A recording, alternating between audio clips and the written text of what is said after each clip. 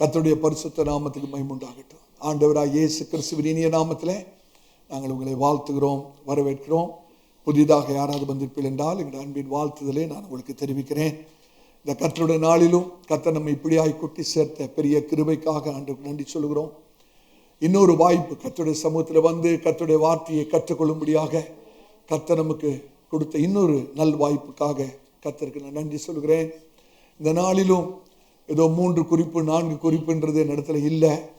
ஆனாலும் கர்த்தருடைய செய்தி கர்த்தருடைய இருதயத்திலிருந்து கர்த்தர் நம்மோடு கூட பேச ஆயத்தமாக இருக்கிறார் என்பதை நான் ஆவியிலே உணர்கிறேன். ஆமென். நாம் வெறும் வார்த்தைகளை கேட்கிறது மாத்திரமல்ல, நாம் கேட்கிற வார்த்தைகளோடு கூட விசுவாசத்தை கூட்டி சேர்க்க வேண்டும். அருமையான சபையாரே, நாம் கேட்கிற கர்த்தருடைய வார்த்தை நமக்கு ஆசீர்வாதமாய் மாற வேண்டும் என்றால், பிரயோஜனமாய் மாற வேண்டும் என்றால், நீங்கள் ஒரு காரியத்தை செய்யணும். என்ன தெரியுமா? கேட்கிறதோடு மாத்திரம் அல்ல, நீங்கள் கேட்கிறதோடு எதை சேர்க்கணும்? விசுவாசத்தை சேர்க்க வேணும். வேதம் என்ன சொல்கிறது? வாசித்து பாருங்க. எபிரேயர் நிருபம் 4ஆம் அதிகாரம் 2வது வசனம். எபிரேயர் நிருபம் 4ஆம் அதிகாரம் 2வது வசனத்தை வாசியுங்கள். ஏனெனில் சுவிசேஷம் அவளுக்கு அறிவிக்கப்பட்டது போல, சுவிசேஷம் அவர்களுக்கு அறிவிக்கப்பட்டது போல நமக்கும் அறிவிக்கப்பட்டது. கேட்டவர்கள் விசுவாசம் இல்லாமல் கேட்டபடியினால். நல்ல கவனிச்சிங்களா? கேட்டவர்கள் கேட்டார்கள், ஆனா விசுவாசம் இல்லாமல் கேட்டபடியினால் அவர்கள் கேட்ட வசனம் அவளுக்கு பிரயோஜனப்படவில்லை. நல்ல வசனத்தை சில பேர் கேட்பாங்க, ஆனா விசுவாசம் இல்லாம கேட்பாங்க.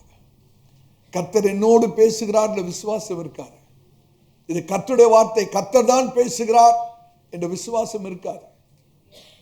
நீங்கள் கேட்கிற கர்த்தருடைய வார்த்தை உங்களுக்கு பிரயோஜனம் உண்டாக வேண்டும் என்றால் விசுவாசத்தோடு கேட்க வேண்டும். எத்தனை பேர் ஆயத்தம்? கர்த்தருடைய பரிசுத்த நாமத்துக்கு மகிமை உண்டாகட்டும். இந்த நாளிலும் நம்முடைய செய்தியின் தலைப்பு என்னவென்றால், திறந்த வானத்தின் ஆசீர்வாதங்கள். திறந்த வானத்தின் ஆசீர்வாதங்கள். ஓஹோ, பாஸ்டர் ஆசீர்வாதத்தை பற்றி பேச போறாரு, அதான் நமக்கு வரவே வராது.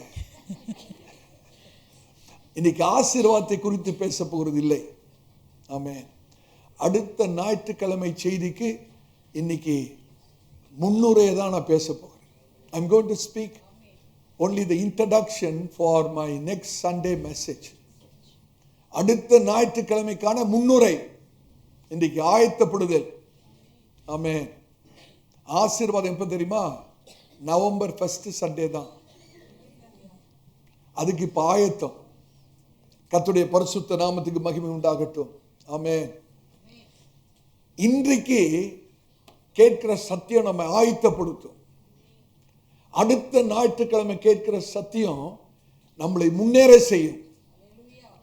அதுக்கு அடுத்த ஞாயிற்றுக்கிழமை கேட்கிற சத்தியம் நம்மை ஆசீர்வதிக்கும், சுதந்திரித்துக் கொள்ள உதவி செய்யும். அப்ப இன்னைக்கான சத்தியம் என்ன? முன்னுரை, ஆயத்தப்படுதல். அடுத்த ஞாயிற்றுக்கிழமை சத்தியம் என்ன? முன்னேறி, ஆவிக்குரிய வாழ்க்கையிலே முன்னேறி செல்லுதல். நவம்பர் மாதம் முதல் ஞாயிற்றுக்கிழமை என்னது? ஆசீர்வாதம். ஆசீர்வாதம், சுதந்திரித்துக் கொள்ளுதல். அப்ப between preparation and possession there is progression. இதை நன்றாக நாம் விளங்கிக் கொள்ள வேண்டும். ஆயத்தம் இருக்கிறது, சுதந்திரித்துக் கொள்ளுதல் இருக்கிறது. இந்த ஆயத்தத்துக்கும் சுதந்திரித்துக் கொள்ளுதலுக்கும் இடையே முன்னேற்றம் இருக்கிறது. ஆவிக்குரிய வாழ்க்கையிலே நான் முன்னேற வேண்டும், ஆண்டவர்கிட்ட இன்னும் கிட்டி சேர வேண்டும் என்ற ஒரு வாஞ்சை நமக்குள்ளே இருக்குமானால், கர்த்தர் உங்களுக்காக ஆயத்தப்படுத்தி வைத்திருக்கிற சுதந்திரத்தை சுதந்திரிக்க கர்த்தர் கிருபை செய்வாராக. எடுத்து வாசிங்கள். உபாகமம் 28ஆம் அதிகாரம் 12வது வசனம். உபாகமம் 28ஆம் அதிகாரம் 12வது வசனத்தை வாசிக்கலாம். ஏற்ற காலத்தில்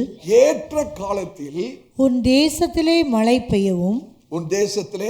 பெய்யவும் நீ கையிட்டு செய்யும் வேலைகளெல்லாம் ஆசீர்வதிக்கவும் கர்த்தர் உனக்கு தமது நல்ல பொக்கிஷசாலியாகிய தமது நல்ல பொக்கிஷ சாலையாகிய வானத்தை திறப்பார். வானத்தை திறப்பார். நீ அநேகம் ஜாதிகளுக்கு கடன் கொடுப்பாய். நீ அநேக ஜாதிகளுக்கு கடன் கொடுப்பாய். நீயோ கடன் வாங்காதிருப்பாய். நீயோ கடன் வாங்காதிருப்பாய். இந்த வசனத்தை நம்ம எல்லாரும் சேர்ந்து வாசிப்போமா? கீழ்த்தளத்தில் இருக்கிறவர்கள், மேல்தளத்தில் இருக்கிறவர்கள் எல்லாரும் பரிசுத்த வேதாமத்தை திருப்பிக் கொள்ளுங்கள். உபாகமம் 28 அதிகாரம் 12வது வசனம் வாசிக்கலாமா? ஏற்ற காலத்தில் உன் தேசத்திலே மழை பெய்யவும் நீ கையிட்டு செய்யும் வேலைகள் எல்லாம் ஆசீர்வதிக்கவும் கர்த்தர் உமக்கு தமது நல்ல பொக்கிஷ சாலையாகிய வானத்தை திறப்பார். நீ அநேக ஜாதிகளுக்கு கடன் கொடுப்பாய். நீயோ கடன் வாங்காதிருப்பாய். ஹல்லேலூயா. பக்கத்தில் இருக்கிறவங்கள பார்த்து சொல்லுங்க, கர்த்தர் உங்களுக்காக வானத்தை திறப்பார். ஆமென். விசுவாசத்தோடு சொல்லுங்க. மற்றவங்க சொல்லுங்க, எனக்கு வானத்தை திறப்பார்னு சொல்லாதீங்க. மற்றவங்க உங்களுக்கு சொல்லட்டும். நீங்க எவ்வளவுக்கு எவ்வளவு மற்றவர்களுக்கு சொல்லுகிறீர்களோ அவ்வளவுக்கு அளவாய் நீங்கள் ஆசீர்வதிக்கப்படுவீர்கள். நான் சிலரை பார்க்கிறேன், மற்றவங்களை பார்த்து கர்த்தர் எனக்கு வானத்தை திறப்பார். இல்ல இல்ல இல்ல, நான் ஒரு விஷயம் சொல்லாமா? மற்றவங்களை பார்த்து அவங்களுக்கு சொல்லுங்க, கர்த்தர் வானத்தை உங்களுக்கு திறப்பார். கர்த்தர் உங்களுக்கு வானத்தை திறப்பார். கர்த்தருடைய பரிசுத்த நாமத்துக்கு ஸ்தோத்திரம். கர்த்தர் வானத்தை திறந்தால் ஏற்ற காலத்திலே மழை பெய்யும். கர்த்தர் வானத்தை திறந்தால் நீங்கள் கையிட்டு செய்கிற எல்லா காரியமும் ஆசீர்வாதமாய் மாறும். கர்த்தர் உங்களுக்கு வானத்தை திறந்தால் நீங்கள் கடன் கொடுப்பீர்கள், கடன் வாங்க மாட்டீர்கள். எத்தனை பேர் விசுவாசிக்கிறோம்? கர்த்தர் வானத்தை திறந்தா முதலாவது ஆசீர்வாதம் என்னது? முதலாவது ஏற்ற காலத்தில் மழை. ஆவிக்குரிய அர்த்தத்தில் விளங்கிக்கணும். ஏற்ற காலத்திலே ஆவிக்குரிய ஆசீர்வாதங்கள். இரண்டாவது, கைட்டு செய்கிற எல்லா காரியங்களும் ஆசீர்வதிக்கப்படும். கர்த்தர் வானத்தை திறந்தால் நீங்கள் கடன் வாங்க மாட்டீர்கள், கடன் கொடுப்பீர்கள். கர்த்தருடைய பரிசுத்த நாமத்துக்கு மகிமை உண்டாகட்டும். பழைய ஏற்பாட்டிலே அது எழுத்தின் பிரகாரமான மழை. ஆனால் புதிய ஏற்பாட்டிலே உங்களுக்கு எனக்கும் உன்னதத்திலிருந்து, பரலோகத்திலிருந்து, தேவனுடைய பிரசன்னத்திலிருந்து வருகிற ஆவிக்குரிய ஆசீர்வாதங்கள். இதான் அப்போஸ்தலர் நடபடிகளில் வாசிக்கிறோம். எடுத்து வாசிக்க. அப்போஸ்தலர் நடபடிகள் 3 அதிகாரம் 19வது வசனம். அப்போஸ்தலர் நடபடிகள் 3 அதிகாரம் 19வது வசனத்தை வாசிங்கள். 3:19. ஆனபடியினாலே கர்த்தருடைய சந்நிதானத்திலிருந்து இளைப்பாறுதலின் காலங்கள் வரும்படிக்கும் முன்னே குறிக்கப்பட்ட இயேசு கிறிஸ்துவை அவர் உங்களிடத்தில் அனுப்பும்படிக்கும் உங்கள் பாவங்கள் நிவிர்த்தி செய்யப்படும் பொருட்டு நீங்கள் மனம் திரும்பி குணப்படுங்கள். கர்த்தர் ஒரு இளைப்பாறுதலை அவருடைய உன்னதத்திலிருந்து, ஒரு திறந்த வானத்தை கர்த்தர் நமக்கு தர வேண்டும் என்றால் நம் மனம் திரும்பி குணப்படணும். விட வேண்டிய காரியத்தை விடணும். கர்த்தருடைய வார்த்தைக்கு கீழ்ப்படியணும். கர்த்தரை பிரியப்படுத்தணும். கர்த்தரிடத்தில் கிட்டி சேரணும். கர்த்தருடைய பரிசுத்த நாமத்துக்கு ஸ்தோத்திரம். உன்னதத்திலிருந்து தேவனுடைய இளைப்பாறுதல் உங்கள் மேல் வருவதாக. கர்த்தர் அப்படியாய் உங்களை ஆசீர்வதிப்பாராக. ஆமென். கர்த்தருடைய ஒவ்வொரு பிள்ளையும் ஒரு திறந்த வானத்தை அனுபவிக்க வேண்டும் என்பதுதான் தேவனுடைய சித்தம். ஆண்டவராகிய இயேசு சரீர பிரகாரமாக இந்த ஊழியத்தை ஆரம்பிப்பதற்கு முன்பாக யோர்தான் நதி கரையிலே அவர் ஞானஸ்நானம் எடுத்த போது வானம் திறந்தது. ஆமென். உன்னதத்திலிருந்து ஒரு தேவ சத்தம் வந்தது. இவனுடைய நேசகுமாரன், நான் அவர்களை பிரியமாயிருக்கிறேன். ஆமென். எனக்கு அருமையான சகோதரனே, சகோதரியே, கர்த்தர் உங்களுக்கு வானத்தை திறக்க வேண்டும் என்றால், ஏற்ற காலத்திலே ஆசீர்வாதம் வர வேண்டும் என்றால், ஏற்ற காலத்தில் பிள்ளை பாக்கியம் பெறணும்னா, ஏற்ற காலத்தில் திருமணம் நடக்கணும்னா, ஏற்ற காலத்தில் ஒரு நல்ல வேலை கிடைக்கணும்னா, ஏற்ற காலத்தில் கர்த்தர் மழையை தர வேண்டும் என்றால் மனம் திரும்பி குணப்படணும். அந்த ஆண்டவராய் இயேசுவோட ஞானஸ்தானத்தில் நம்ம கற்றுக்கொள்கிற பாடம் என்ன தெரியுமா?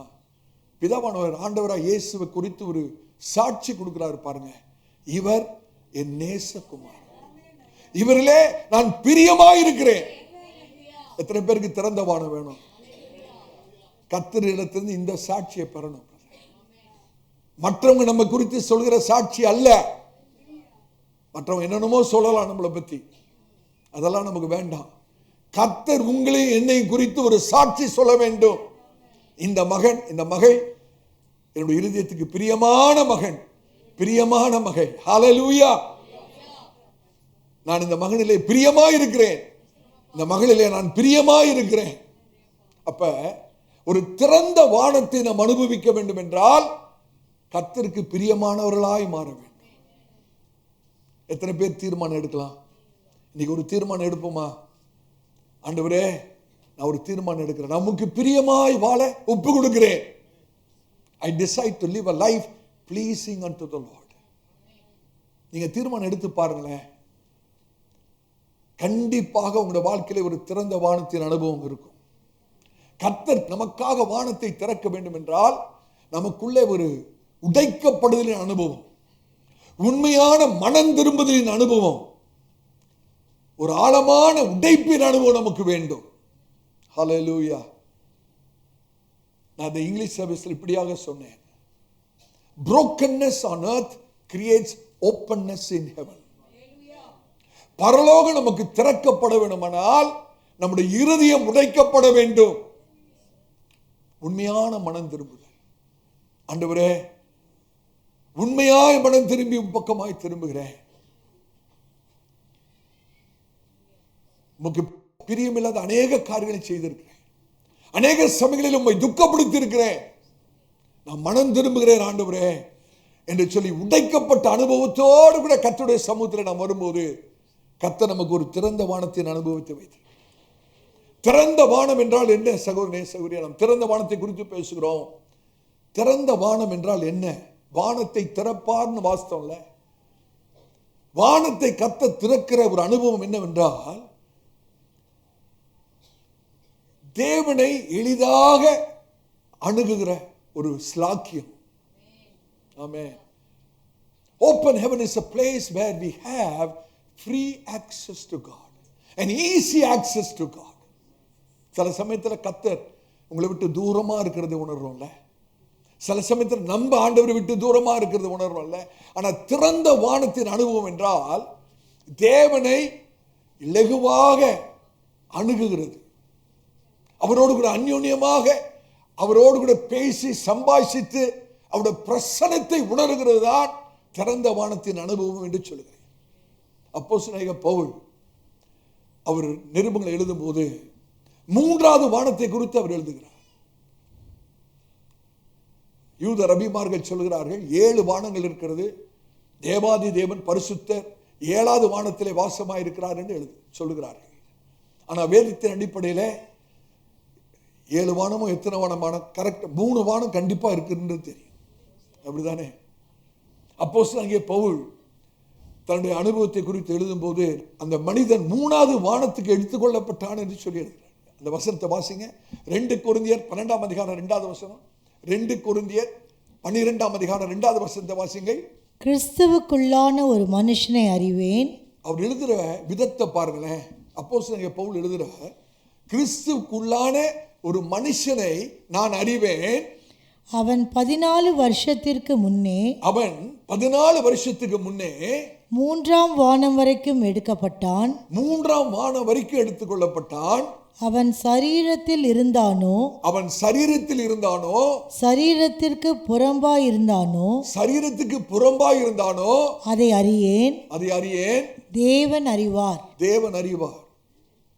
பவுல் சொல்றாரு, நான் ஒரு மனுஷனை அறிவேன்.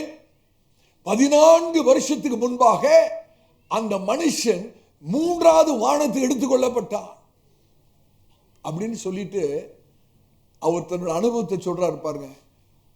சரீரத்தில் அப்படி நடந்ததா இல்ல சரீரத்துக்கு வெளியே நடந்ததான்னு எனக்கு தெரியல, ஆண்டவருக்கு தான் தெரியும், கர்த்தருக்கு தான் தெரியும். அப்ப பவுல் யாரை குறித்து எழுதுகிறார்? தன்னை குறித்து எழுதுகிறார். ஆனா அவர் எழுதும்போது நான் ஒரு மனுஷனை அறிவேன், அந்த மனுஷன் 3ஆம் வானம் வரைக்கும் எடுத்துக்கொள்ளப்பட்டான். பவுலுடைய தாழ்மையை கொஞ்சம் யோசிச்சு பாருங்களேன். அவர் எப்படி திரும்ப எழுதியிருக்கணும்? 14 வருஷத்துக்கு முன்னே நான் 3வது வானத்துக்கு எடுத்துக்கொள்ளப்பட்டேன்னு எழுதியிருக்கணும். ஆனா அப்படி அவர் எழுதல. நான் ஒரு மனுஷனை அறிவேன். தன்னை குறித்து சொல்லும் போது அவர் தன்னை குறித்து சொல்லாமல் ஏதோ ஒரு 3வது நபருக்கு நடந்தது போல எழுதுகிறார். அது அப்போஸ்தலன் பவுலுடைய ஆவிக்குரிய முதிர்ச்சி, தாழ்மை. யோசிச்சு பாருங்க, இன்னைக்கு மாத்திரம் யாராவது 3வது வானத்துக்கு போயிட்டு வந்திருந்தா அவ்வளவுதான். யூடியூப்ல வெறும் அவரை குறித்து தான் இருக்கும். பெரிய வால் போஸ்ட் அடிச்சு பரிசுத்த ஊழியக்காரர் 3வது வானத்துக்கு எடுத்துக்கொள்ளப்பட்டவர் அப்படின்னு போஸ்ட் அடிச்சிட மாட்டாங்க. ஆனா உண்மையான கர்த்தருடைய ஒரு ஊழியக்காரன் தன்னை மறைத்து சத்தியத்தை வெளிப்படுத்துகிறார் பாருங்க. அதுதாங்க தாழ்மை, அதுதான் முதிர்ச்சி என்று சொல்கிறேன். அப்ப 3வது வானம் ஒன்று இருக்கிறது என்றால் கண்டிப்பாக 2வது வானமும் 1வது வானமும் இருக்கிறது என்று அர்த்தம். அப்படிதானே? இப்ப இந்த வசனத்தின்படி நம்ம பார்ப்போமானால் 3வது வானத்திலே தேவன், தேவாதி தேவனும் அப்படி தூதர்களும் வாசமாயிருக்கிறார்கள். அந்த 3வது வானத்திலே தேவன் செய்கிற ஆளுகை தான் 2வது வானத்தில், கீழே இருக்கிற 2வது வானத்திலும் 1 வானத்திலும் நடக்கிற காரியங்களை கர்த்தர் கட்டுப்படுத்தி ஆளுகை செலுத்துகிறார். அப்போஸ்தலனாகிய பவுல் சத்துருவாகிய பிசாசை குறித்து சொல்லும் போது அவர் எப்படி எழுதுகிறார் என்றால், prince of the power of the air. எபேசியர் 2ஆம் அதிகாரம் 2வது வசனத்தை வாசிங்க. அவைகளில் நீங்கள் முற்காலத்திலே இவ்வுலக வழக்கத்திற்கேற்றபடியாகவும் கீழ்ப்படியாமையின் பிள்ளைகளிடத்தில் இப்பொழுது கிரியை செய்கிற ஆகாயத்து அதிகார பிரபுவாகிய, ஆகாயத்து அதிகார பிரபு பிசாசை குறித்து வேதம் என்ன சொல்கிறது? ஆகாயத்து அதிகார பிரபு, ஆகாயத்து அதிகார பிரபு. இவன் எங்கே இருக்கிறான் என்றால் 2ஆம் வானத்தில் இருக்கிறான். ஆகாயத்தில் அதிகார பிரபு, பிசாசுக்கு இன்னொரு பேர் அதிகார பிரபு, 2ஆம் வானத்தில் இருக்கிறான். நாம் எல்லாரும் நமக்கு மேல இருக்கிற வானம் 1 வானம், நம்ம இங்கே இருக்கிறோம். ஆனா சத்துருவாகிய பிசாசு 2ஆம் வானத்திலே அவன் அதிகார பிரபுவாக இருக்கிறான். இதை குறித்து தான் தானியேல் புஸ்தகத்திலே 10ஆம் அதிகாரத்திலே இந்த 3 வானங்களை குறித்து தெளிவாய் நம்மால் வாசிக்க முடியும். அந்த 2வது வானத்திலே ஒரு யுத்தம் நடக்கிறது.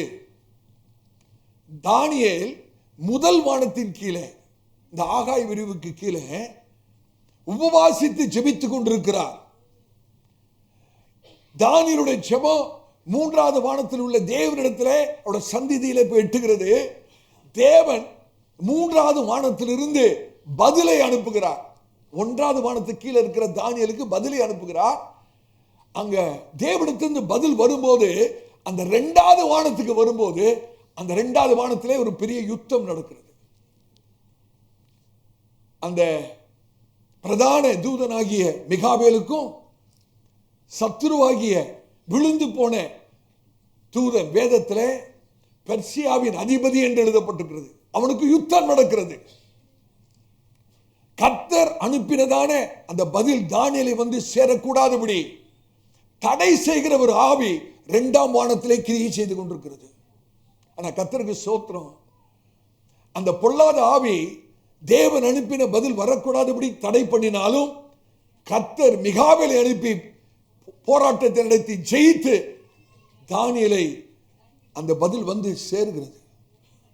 நான் தாழ்மையாய் சொல்கிறேன். அப்ப நம்முடைய ஜெப வாழ்க்கையிலே ஒரு போராட்டம் இருக்கிறது, ஒரு யுத்தம் இருக்கிறது. அப்ப நம்முடைய ஜெபத்தை நம்ம எப்படி செய்யணும்னு கேட்டீங்கன்னா, ஒரு யுத்தமாக செய்ய வேணும். இன்னைக்கு அநேகர் ஜெபத்தை ஏனோதான் செய்கிறோம். ஒரு ஒரு ஜெபம் செய்ய வேண்டும் என்று செய்கிறோம்.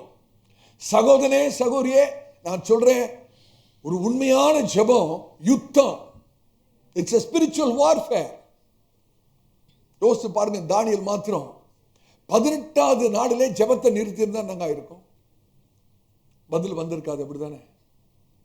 தானியேல் மாத்திரம் 20ஆம் நாளிலே ஜெபத்தை நிறுத்தியிருப்பான் என்றால், உன்னதத்திலிருந்து தேவனுடைய சமூகத்திலிருந்து அனுப்பப்பட்ட பதிலை பெறாமல் போயிருப்பார். நான் சொல்ற ஒரு காரியத்துக்காக கர்த்தருடைய சித்தத்தின்படி போராடி ஜெபிக்கிறேன் என்றால், பதில் வருகிற வரைக்கும் ஜெபிங்க. பதில் கண்டிப்பாக வரும். ஹல்லேலூயா. கர்த்தருடைய பரிசுத்த நாமத்துக்கு சமயத்தில் வானம் அடைக்கப்பட்டது போல இருக்கும், வானம் வெண்கலத்தை போல இருக்கும். பிரேசன் ஹெவன் என்று சொல்வார்கள். நம்முடைய ஜெபம் தேவனுடைய சந்நிதியை எட்டாதது போல இருக்கும். ஒரு வெண்கல வானம் என்று சொல்லும் போது தேவனுடைய ஜெபத்தை கேட்கவில்லை என்று அர்த்தம் அல்ல. வேதம் என்ன திரும்ப சொல்கிறது? தானியேல் ஜெபம் எடுத்த அந்த முதல் நாளிலேயே தானியேலுடைய ஜெபம் தேவனுடைய சன்னிதானத்துக்கு போனது. ஆண்டவர் உடனே ஒரு தூதன் மூலமாக பதிலை அனுப்புகிறார். ஆனா அந்த தூதன் தானியேலுக்கு ஏற்ற பதிலை கொண்டு வரும்போது, அந்த 2வது வானத்துக்கு வரும்போது அந்த இடத்துல ஒரு பெரிய யுத்தம் நடக்கிறது, ஒரு தடை இருக்கிறது. கர்த்தருடைய ஊழியக்காரனா சொல்றேன், அருமையான சகோதரியே, உங்களுடைய ஜெபம் தேவனுடைய சந்நிதியை எட்டாதபடி ஒரு போராட்டம். 2வது வானத்துல தேவனிடத்திலிருந்து பதில் வர முடியாதபடி தடை செய்கிற ஒரு பொல்லாத ஆவியின் கிரியை அந்த 2வது வானத்திலே நடக்கிறது. ஆமென். ஆனாலும் ஒரு காரியம் தெரியும், கர்த்தர் செய்ய நினைக்கிறது தடைப்படாது. கர்த்தர் ஒரு காரியத்தை உங்களுடைய வாழ்க்கையில செய்ய வேண்டும் என்று தீர்மானித்திருப்பார் என்றால் ஒருவராகலும் தடை செய்ய முடியாது. கர்த்தருடைய பரிசுத்த நாமத்துக்கு ஸ்தோத்திரம். வான மண்டலங்களில் இருக்கிற அதிகார பிரபு அவன் 2வது வானத்தில் இருக்கிறான். அவன் 2வது வானத்தில் இருந்தாலும் அந்த 2வது வானத்துடைய முழு ஆளுகை அவன் கையில இல்லை. அவன் ஆளுகை செய்கிறான் உண்மைதான், ஆனால் அவனால் ஒன்றிய சிருஷ்டிக்க முடியாது. காரணம், அவனே சிருஷ்டிக்கப்பட்டவன். தள்ளப்பட்ட லூசிபர், இன்னைக்கு பிசாசு என்று சொல்லப்படக்கூடியவன் சிருஷ்டிக்கப்பட்டவனாய் இருக்கிறான். அவன் இன்னைக்கு ஆளுகை செய்வது உண்மைதான், அதிகார பிரபு உண்மைதான், ஆனால் அவனால் ஒன்றியம் சிருஷ்டிக்க முடியாது. அவனும் நம்முடைய தேவனுடைய கட்டுப்பாட்டு கீழே தான் இருக்கிறான். கர்த்தருடைய பரிசுத்த நாமத்துக்கு ஸ்தோத்திரம். அந்த வார்த்தை நீங்க பாத்தீங்களா? வான மண்டலங்களில் இருக்கிற அதிகார பிரபு, ஆகாயத்து பிரபு. இப்ப இந்த பிரபுன்னு சொல்லும் போது அவனுக்கு இருக்கிற அதிகாரம், அவனுக்கு இருக்கிற வல்லமை எல்லாமே ராஜாவாலே கொடுக்கப்பட்டது. ஒரு பிரபுங்க அவன். பிரபு ராஜாவுக்கு மேலானவன் அல்ல. ஒரு பிரபுன்னு சொல்லும் போது ராஜாவுக்கு கீழ்ப்பட்டவன். ராஜா தருகிற அதிகாரம் தான் அந்த பிரபுக்கு. ஆமென். அவன் தள்ளப்பட்டவன். கர்த்தருடைய பரிசுத்த நாமத்துக்கு ஸ்தோத்திரம். ஆனா கர்த்தருக்கு ஸ்தோத்திரம். ஆண்டவராகிய இயேசு உயிர் தெழுந்த போது மரணம், பாதாளம் என்ற திறவுகோலை அவர் தன்னுடைய கரத்தில் எடுத்துக்கொண்டார். இன்னைக்கு பிசாசோட வீட்டுக்கு அவனுக்கே சாவி இல்லாதவனா தான் இருக்கிறான். ஆமென். ஆனா வீட்டில் தான் இருக்கிறான். ஆனா அவனுடைய வீட்டுக்கு அவனுக்கு கிட்டேயே சாவி இல்லை. சாவி ஆண்டவராகிய இயேசுவோட கரத்தில் இருக்கிறது. ஆனா சீக்கிரத்தில் ஒரு நாள் வரும், அந்த வீட்டை விட்டு கூட ஓட வேண்டிய ஒரு நிலைமை கண்டிப்பா அவனுக்கு வரும். ஹல்லேலூயா. அதனாலதான் இப்பயே வேற வேற வீட்டை தேடிட்டு இருக்கிறான். எத்தனை பேருக்கு விளங்குது? ஒரு நாள் அவன் வீடு காலி பண்ணணுங்க. இன்னைக்கு இந்த பூலோகத்தை அவன் ஆண்டு கொண்டிருக்கிறான். ஆனா சீக்கிரத்தில் ஒரு நாள் வருகிறது, அவனோட வீட்டை விட்டு ஓடணும். அதனாலதான் இப்பயே வேற வீடு கிடைக்குமான்னு தேடிட்டு இருக்கிறான். லீஸுக்கா ரெண்டுக்கான்னு தெரியல. முடிஞ்சா சொந்த வீடு கூட வாங்குவான் இடம் கொடுத்தா. ஆனால் தான் வேதம் சொல்றது, பிசாசுக்கு இடம் கூடாது இருங்க. எத்தனை பேருக்கு திறந்த வானத்தின் அனுபவம் வேணும்? ஹல்லேலூயா. பரிசுத்த வேதாகமத்திலே அநேகரை குறித்து திறந்த வானத்தை அனுபவித்த அந்த அனுபவமாய் கொண்ட அநேகரை நம்மால் வாசிக்க முடியும். பரிசுத்த வேதாகமத்தில் மாத்திரமல்ல, சபை சரித்திரத்திலும் அப்படிப்பட்ட அநேகரை நம்மால் பார்க்க முடியும். அதுல ஒரு ஆள் தான் ஜான் பனியன். ஜான் பனியன் எத்தனை பேர் கேள்விப்பட்டிருக்கிறீங்க? பில்கிரிம் ப்ராக்ரஸ் என்ற புஸ்தகத்தை எழுதின ஒரு மனுஷன். மோட்ச பிரயாணம் என்ற ஒரு புஸ்தகத்தை எழுதின மகா பெரிய ஒரு பரிசுத்தவான். அநேகர் சொல்வார்கள் அந்த மோட்ச பிரயாணம் என்ற புஸ்தகம் பரிசுத்த வேதாமத்துக்கு அடுத்த ஒரு புஸ்தகம் என்று சொல்வார்கள்.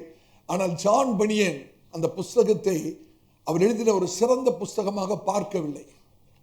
அவர் எதை சிறந்த புஸ்தகமாக பார்த்தார் என்றால், அவருடைய மரணத்துக்கு முன்பாக ஒரு சின்ன புஸ்தகம், அக்செப்டட் சாக்ரிஃபைஸ், ஏற்றுக்கொள்ளப்பட்ட பலி என்று சொல்லி சங்கீதம் 51வது அதிகாரத்தில் விளக்கு உரையாக ஒரு சின்ன புஸ்தகத்தை அவர் எழுதினார். ஜான் பெனியன் சொல்றாரு, அந்த புஸ்தகம் தான் என்னுடைய சிறந்த படைப்பாக இருக்கிறது. அந்த சங்கீதத்தில் தான் சங்கீதம் 51ஆம் அதிகாரம் 17வது வசனத்தில், சங்கீதம் 51:17 தாவீது சொல்கிறார், தேவனுக்கு கேட்கும் பலிகள் நொறுங்குண்ட ஆவிதான், தேவனே நொறுங்குண்டதும் நறுங்குண்டதுமான இருதயத்தை நீர் புறக்கணி. ஹல்லேலூயா. அப்ப தேவனுக்கு ஏற்ற பலிகள் என்னது? நொறுங்குண்ட ஆவி, நொறுங்குண்ட ஆவி, உடைக்கப்பட்ட ஆவி. தேவனே நொறுங்குண்ட நறுங்குண்டதுமான இருதயத்தை நீர் ஒரு நாளும் புறக்கணீர். ஹல்லேலூயா. நான் தாழ்மையா சொல்றேன், நீங்க திறந்த வானத்தை அனுபவிக்கணும்னா நொறுங்குண்ட நறுங்குண்ட இருதயம் தான், உடைக்கப்பட்ட இருதயம். உண்மையான மனம் திரும்புதலில் வருகிறதான நொறுங்குண்ட ஒரு இருதயம் தான். That's a costly key that unlocks the riches of God's presence. அதுதான் தேவனுக்கு உகந்த வாசனையா இருக்கிறது. அந்த வாசனையை கர்த்தர் ஒரு நாளும் புறக்கணிக்க மாட்டார். ஹல்லேலூயா. அருமையான சகோதரனே சகோதரியே, அந்த வெண்கல வானம் உடைக்கப்பட்டு கர்த்தர் வானத்தை திறக்க வேண்டுமானால் நம்முடைய இருதயம் உடைக்கப்பட வேண்டும். இதைதான் சங்கீதத்தில் அழகாக எழுதுறாரு. வசந்த வாசிங்க, சங்கீதம் 34:18 வாசிங்க. சங்கீதம் 34ஆம் அதிகாரம் 18ஆம் வசனம், சீக்கிரமா வாசிங்க. சங்கீதம் 34:18 வாசிங்க. நொறுங்குண்ட இருதயம் உள்ளவர்களுக்கு, நொறுங்குண்ட இருதயம் உள்ளவர்களுக்கு கர்த்தர் சமீபமாயிருந்து, கர்த்தர் சமீபமாயிருந்து நறுங்குண்ட ஆவி உள்ளவர்களை, நறுங்குண்ட ஆவி உள்ளவர்களை ரட்சிக்கிறார். கர்த்தர் விடுதலை ஆக்குறார். நொறுங்குண்ட இருதயம் உள்ளவர்களுக்கு கர்த்தர் சமீபமாயிருந்து நறுங்குண்ட ஆவி உள்ளவர்களுக்கு ரட்சிப்பை கட்டளையிடுகிறார். கர்த்தருடைய பரிசுத்த நாமத்துக்கு ஸ்தோத்திரம். என்னை கேட்டுக்கொண்டு அருமையான சகோதரனே சகோதரியே, இன்னைக்கு கர்த்தர் நமக்கு ஒரு பெரிய விடுதலையை வைத்து எத்தனை பேர் விசுவாசிக்கிறீங்க? ஏசாயா தீர்க்கதரிசி என்ன சொல்றாரு தெரியுமா? ஏசாயா 45ஆம் அதிகாரம் 2வது வசனத்தை வாசிங்க. ஏசாயா 45ஆம் அதிகாரம் 2வது வசனம். நான் உனக்கு முன்னே போய், நான் உனக்கு முன்னே போய் கோணலானவைகளை செவையாக்குவேன், கோணலானவைகளை செவையாக்குவேன். உன்னை பெயர் சொல்லி அழைக்கிற இஸ்ரவேலின் தேவனாகிய கர்த்தர், உன்னை பெயர் சொல்லி அழைக்கிற இஸ்ரவேலின் தேவனாகிய கர்த்தர் நானே என்று நீ அறியும்படிக்கு, நானே என்று நீ அறியும்படிக்கு வெண்கல கதவுகளை உடைத்து, வெண்கல கதவுகள், வெண்கல வானம், வெண்கல கதவுகளை உடைத்து, இருப்பு தாழ்பாள்களை முறித்து, இருப்பு தாழ்பாள்களை உடைத்து, அந்தகாரத்தில் இருக்கிற பொக்கிஷங்களையும், பொக்கிஷங்களையும், ஒளிப்பிடத்தில் இருக்கிற புதையல்களையும், ஒளிப்பிடத்தில் இருக்கிற புதையல்களையும் உனக்கு கொடுப்பேன், உனக்கு கொடுப்பேன். நான் என் தாசனாகிய யாக்கோபின் நிமித்தமும், நான் தெரிந்து கொண்ட இஸ்ரவேலின் நிமித்தமும், நான் உன்னை பெயர் சொல்லி அழைத்து, நான் உன்னை பெயர் சொல்லி அழைத்து, நீ என்னை அறியாதிருந்தும், நீ என்னை அறியாதிருந்தும் உனக்கு நாமம் தரித்தேன், உனக்கு நாமம் தரித்தேன். ஹல்லேலூயா. அந்த வசனத்தை பார்த்தீங்களா? வெண்கல கதவுகளை உடைத்து, இருப்பு தாழ்பாள்களை முறித்து. ஆமென். கர்த்தர் இந்த நாளிலே கர்த்தர் சொல்றார், மகனே மகனே, உங்களுக்காக நானே தேவன் என்பதை நீங்கள் அறிந்து கொள்ளும்படியாக வெண்கல கதவுகளை உடைத்து, இருப்பு தாழ்பாள்களை முறித்து போடுகிற கர்த்தர் நான். எத்தனை பேர் விசுவாசிக்கிறோம்? பரிசுத்த வேதாகமத்திலே வெண்கலம், இரும்பு அப்படின்னு நீங்க வாசிக்கும் போது ஒன்றை விளங்கிக்கணும். வெண்கலம், இரும்பு சாபத்துக்கு அடையாளமா இருக்கு. பொன் தெய்வத்துவத்துக்கு அடையாளமா இருக்கு, தெய்வீகத்துக்கு அடையாளமா இருக்கு, தெய்வீக சுவாபத்துக்கு அடையாளமா இருக்கு. வெள்ளி மீட்புக்கு அடையாளமா இருக்கிறது. ஆனா வெண்கலம், இரும்புன்னு வந்துச்சுன்னா நம்ம ஒன்று விளங்கிக்கணும். எதுக்கு அடையாளமா இருக்கிறது? சாபத்துக்கு அடையாளம்.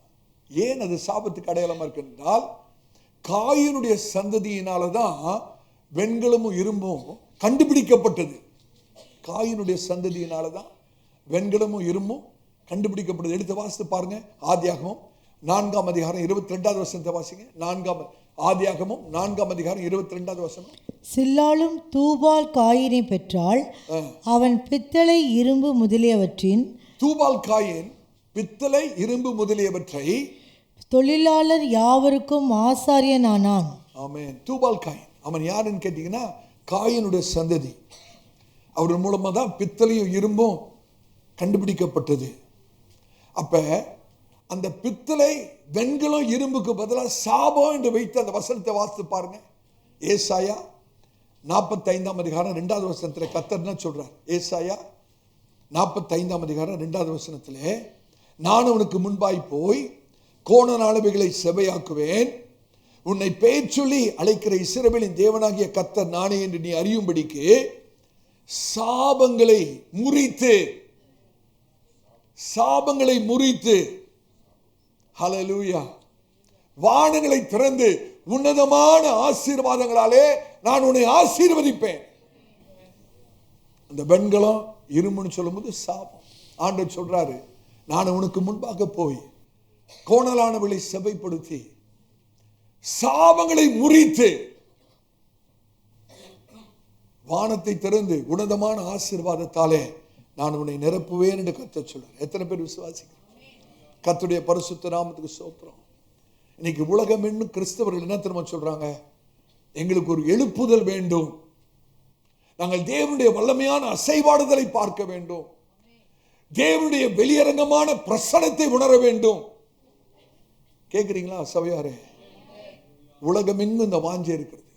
எல்லா கிறிஸ்தவர்களுக்குள்ளும் இந்த வாஞ்சை. உங்களுக்கு எத்தனை பேருக்கு இந்த வாஞ்சை இருக்கிறது? தேவனுடைய மகிமையான அசைவாடுதலை பார்க்கணும், தேவனுடைய வெளியரங்கமாக்கப்பட்ட பிரசன்னத்தை அனுபவிக்கணும், ஒரு பெரிய எழுப்புதலை நான் பார்க்கணும்.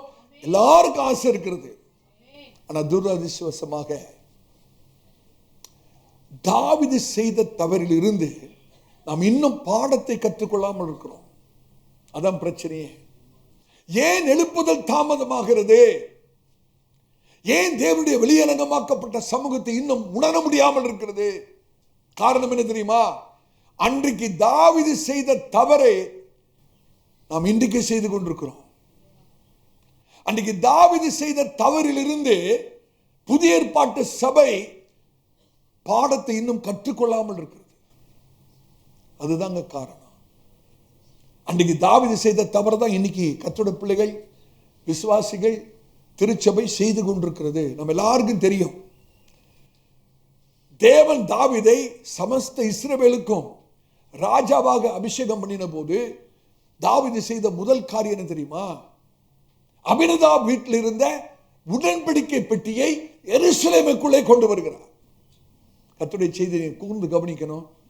ஆவியானவர் உங்களோடு கூட பேசு. சமஸ்த இஸ்ரவேலுக்கும் தாவீது ராஜாவாக அபிஷேகம் பண்ணப்பட்ட போது தாவீது செய்த முதல் காரியம், உடன்படிக்கை பெட்டி ஆசாரியனாகிய அபினதாப் வீட்டில் இருக்கிறது. அந்த உடன்படிக்கை பெட்டியை எருசலேமுக்குள்ளே கொண்டு வர தாவீது பிரயாசப்படுகிறார். நல்ல ஒரு எண்ணம் தாங்க, நல்ல ஒரு வாஞ்சை தான், நல்ல ஒரு நோக்கம் தான்.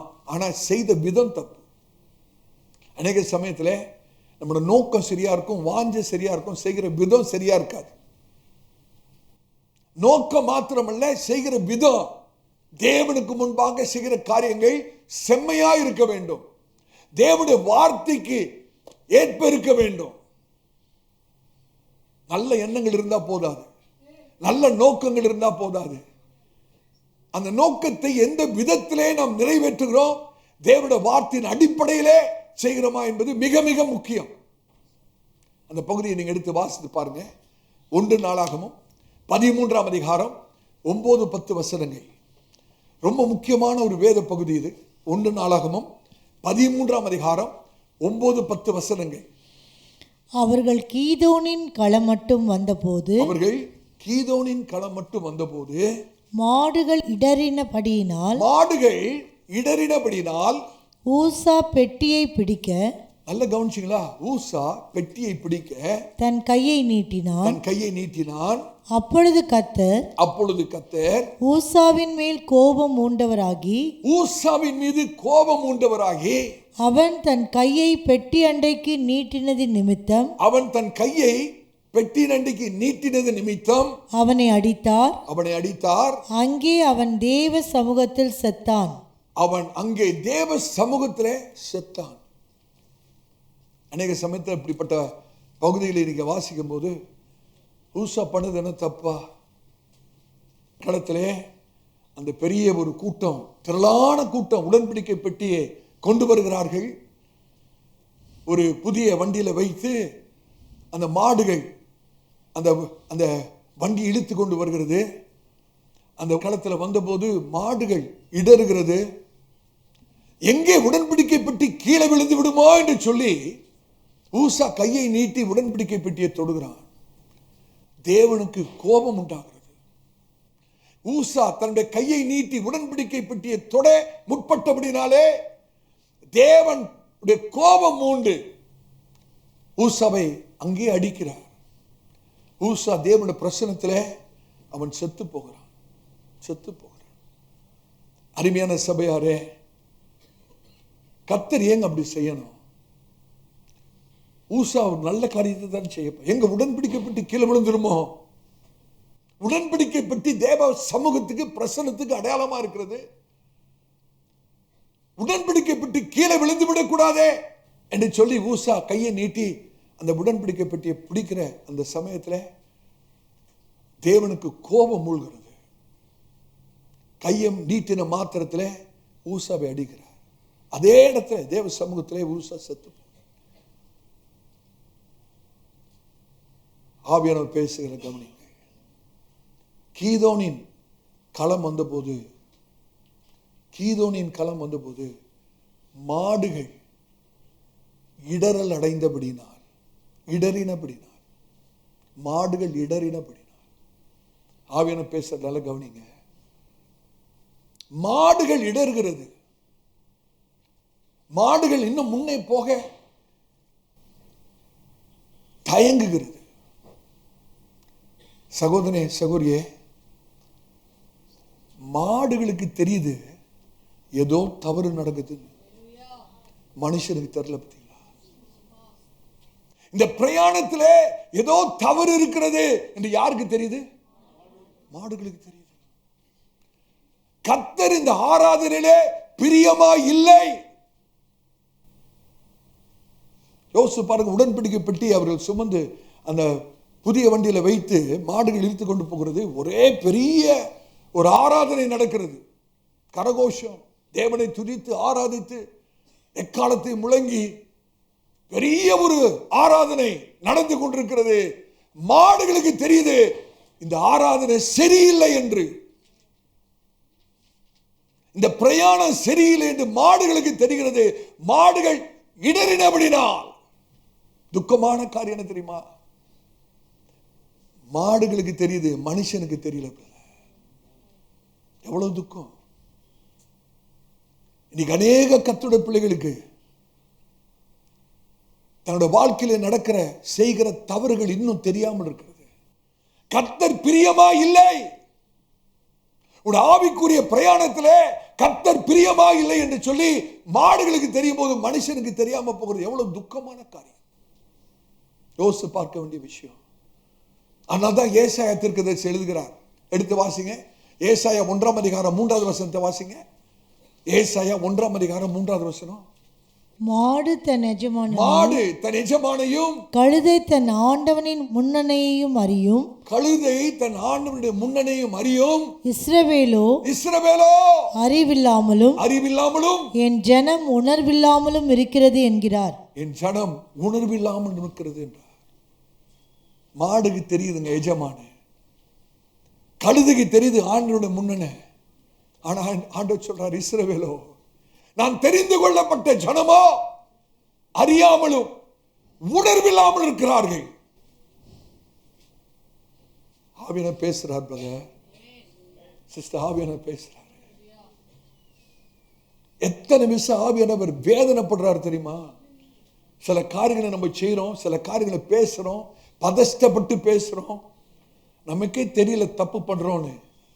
ஆவிக்குரிய வாழ்க்கை வேற எங்கேயோ போகுதுன்னு தெரியல. ஆவிக்குரிய பிரயாணத்தில் தவறு நடக்கிறது என்பது தெரியல. அவனுக்கு சொல்லட்டா, மரணத்துக்கு முன்ன மிருகத்துக்கு தெரியுது, மரணம் வரை வரைக்கும் மனுஷனுக்கு தெரியல. சிந்தித்து பாருங்க. ஊசா மரிப்பதுக்கு முன்பாக மிருகத்துக்கு தெரியுது இங்க பிரச்சனை இருக்கு.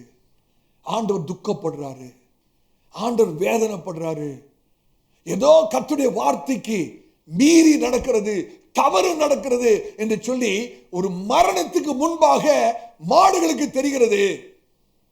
ஆனா மனுஷனுக்கு தெரியல. மனுஷனுக்கு எப்ப தெரிஞ்சு தெரியுமா? மரணத்துக்கு பிறகுதான். உஸ்ஸா மரித்த பிறகுதான் மனுஷர்களுக்கு உணர்வு வருகிறது, பயம் வருகிறது, கர்த்தர் மேல ஒரு பயம் வருது. புதிய ஏற்பாட்டில் தேவனுக்கு பயப்படுகிற பயம் எப்போ வந்துச்சு தெரியுமா? அனனியா சப்பீரால் மரித்து போன பிறகுதான், மரணத்துக்கு பிறகுதான் மனுஷனுக்கு உணர்வே வருது. கர்த்தர் யாரோடு பேசுறான்னு தெரியல. சில விசுவாசிகளுக்கு மரணம் வரைக்கும் உணர்வு வராது. ஆவியில் ஏவப்பட்டு நான் பேசுகிறேன், பாரத்தோடு பேசுகிறேன். சில விசுவாசிகளுக்கு மரணம் வரைக்கும் உணர்வு வராது, ஆபத்தான நிலைமை. கர்த்தர் எச்சரிக்கிறார். மாடுகள் இடறுகிறது, தடுமாறுகிறது, மாடுகளுக்கு ஒரு உணர்வு உண்டாகிறது. ஐயோ, தேவனுக்கு விரோதமான காரியம் நடக்கிறதே, கர்த்தர் துக்கப்படுறாரே, இந்த பிரயாணம் சரியில்லையே, இவங்க மனுஷர்கள் செய்யற காரியம் சரியில்லையே, மாடுகள் இடறுகிறது. மனுஷன் ரொம்ப சந்தோஷமா பாடிக்கிட்டு ஆராதனை நடத்து. நீங்க அநேக ஆராதனைகள் இப்படிதான் இருக்கிறது பிரதர், சிஸ்டர். நீங்க அநேக ஆராதனை இப்படிதான் இருக்கு, இஷ்டத்துக்கு இல்ல இல்ல இல்ல. உணர்வடைய வேண்டும். மரணத்துக்கு முன்ன உணர்வடையணும். மரணத்துக்கு பிறகு உணர்வு வருவது வேஸ்ட். அநேக சமயத்திலே நல்ல கவனிங்கள், நம்ம பரிசுத்தமான காரியத்தை, ஆவிக்குரிய காரியத்தை அவர்கள் அன்றைக்கு புதிய வண்டியில மனுஷனுடைய புத்தி கேட்ப, மனுஷனுடைய வழி கேட்ப, ஆவிக்குரிய காரியத்தை வண்டியில ஏற்றி அனுப்பின மாதிரி இன்னைக்கு அநேக காரியம், ஆவிக்குரிய காரியத்தை வண்டியில ஏற்றி அனுப்புகிற அனுபவம் தான் இன்னைக்கு. ஆனா இவங்க நினைக்கிறது என்ன? நான் செய்கிறதுல கர்த்தர் பிரியமா இருக்கிறார், என்னோட ஆராதனையில கர்த்தர் பிரியமா இருக்கிறார், என்னோட ஜெபத்திலே கர்த்தர் பிரிய. இல்ல இல்ல இல்ல.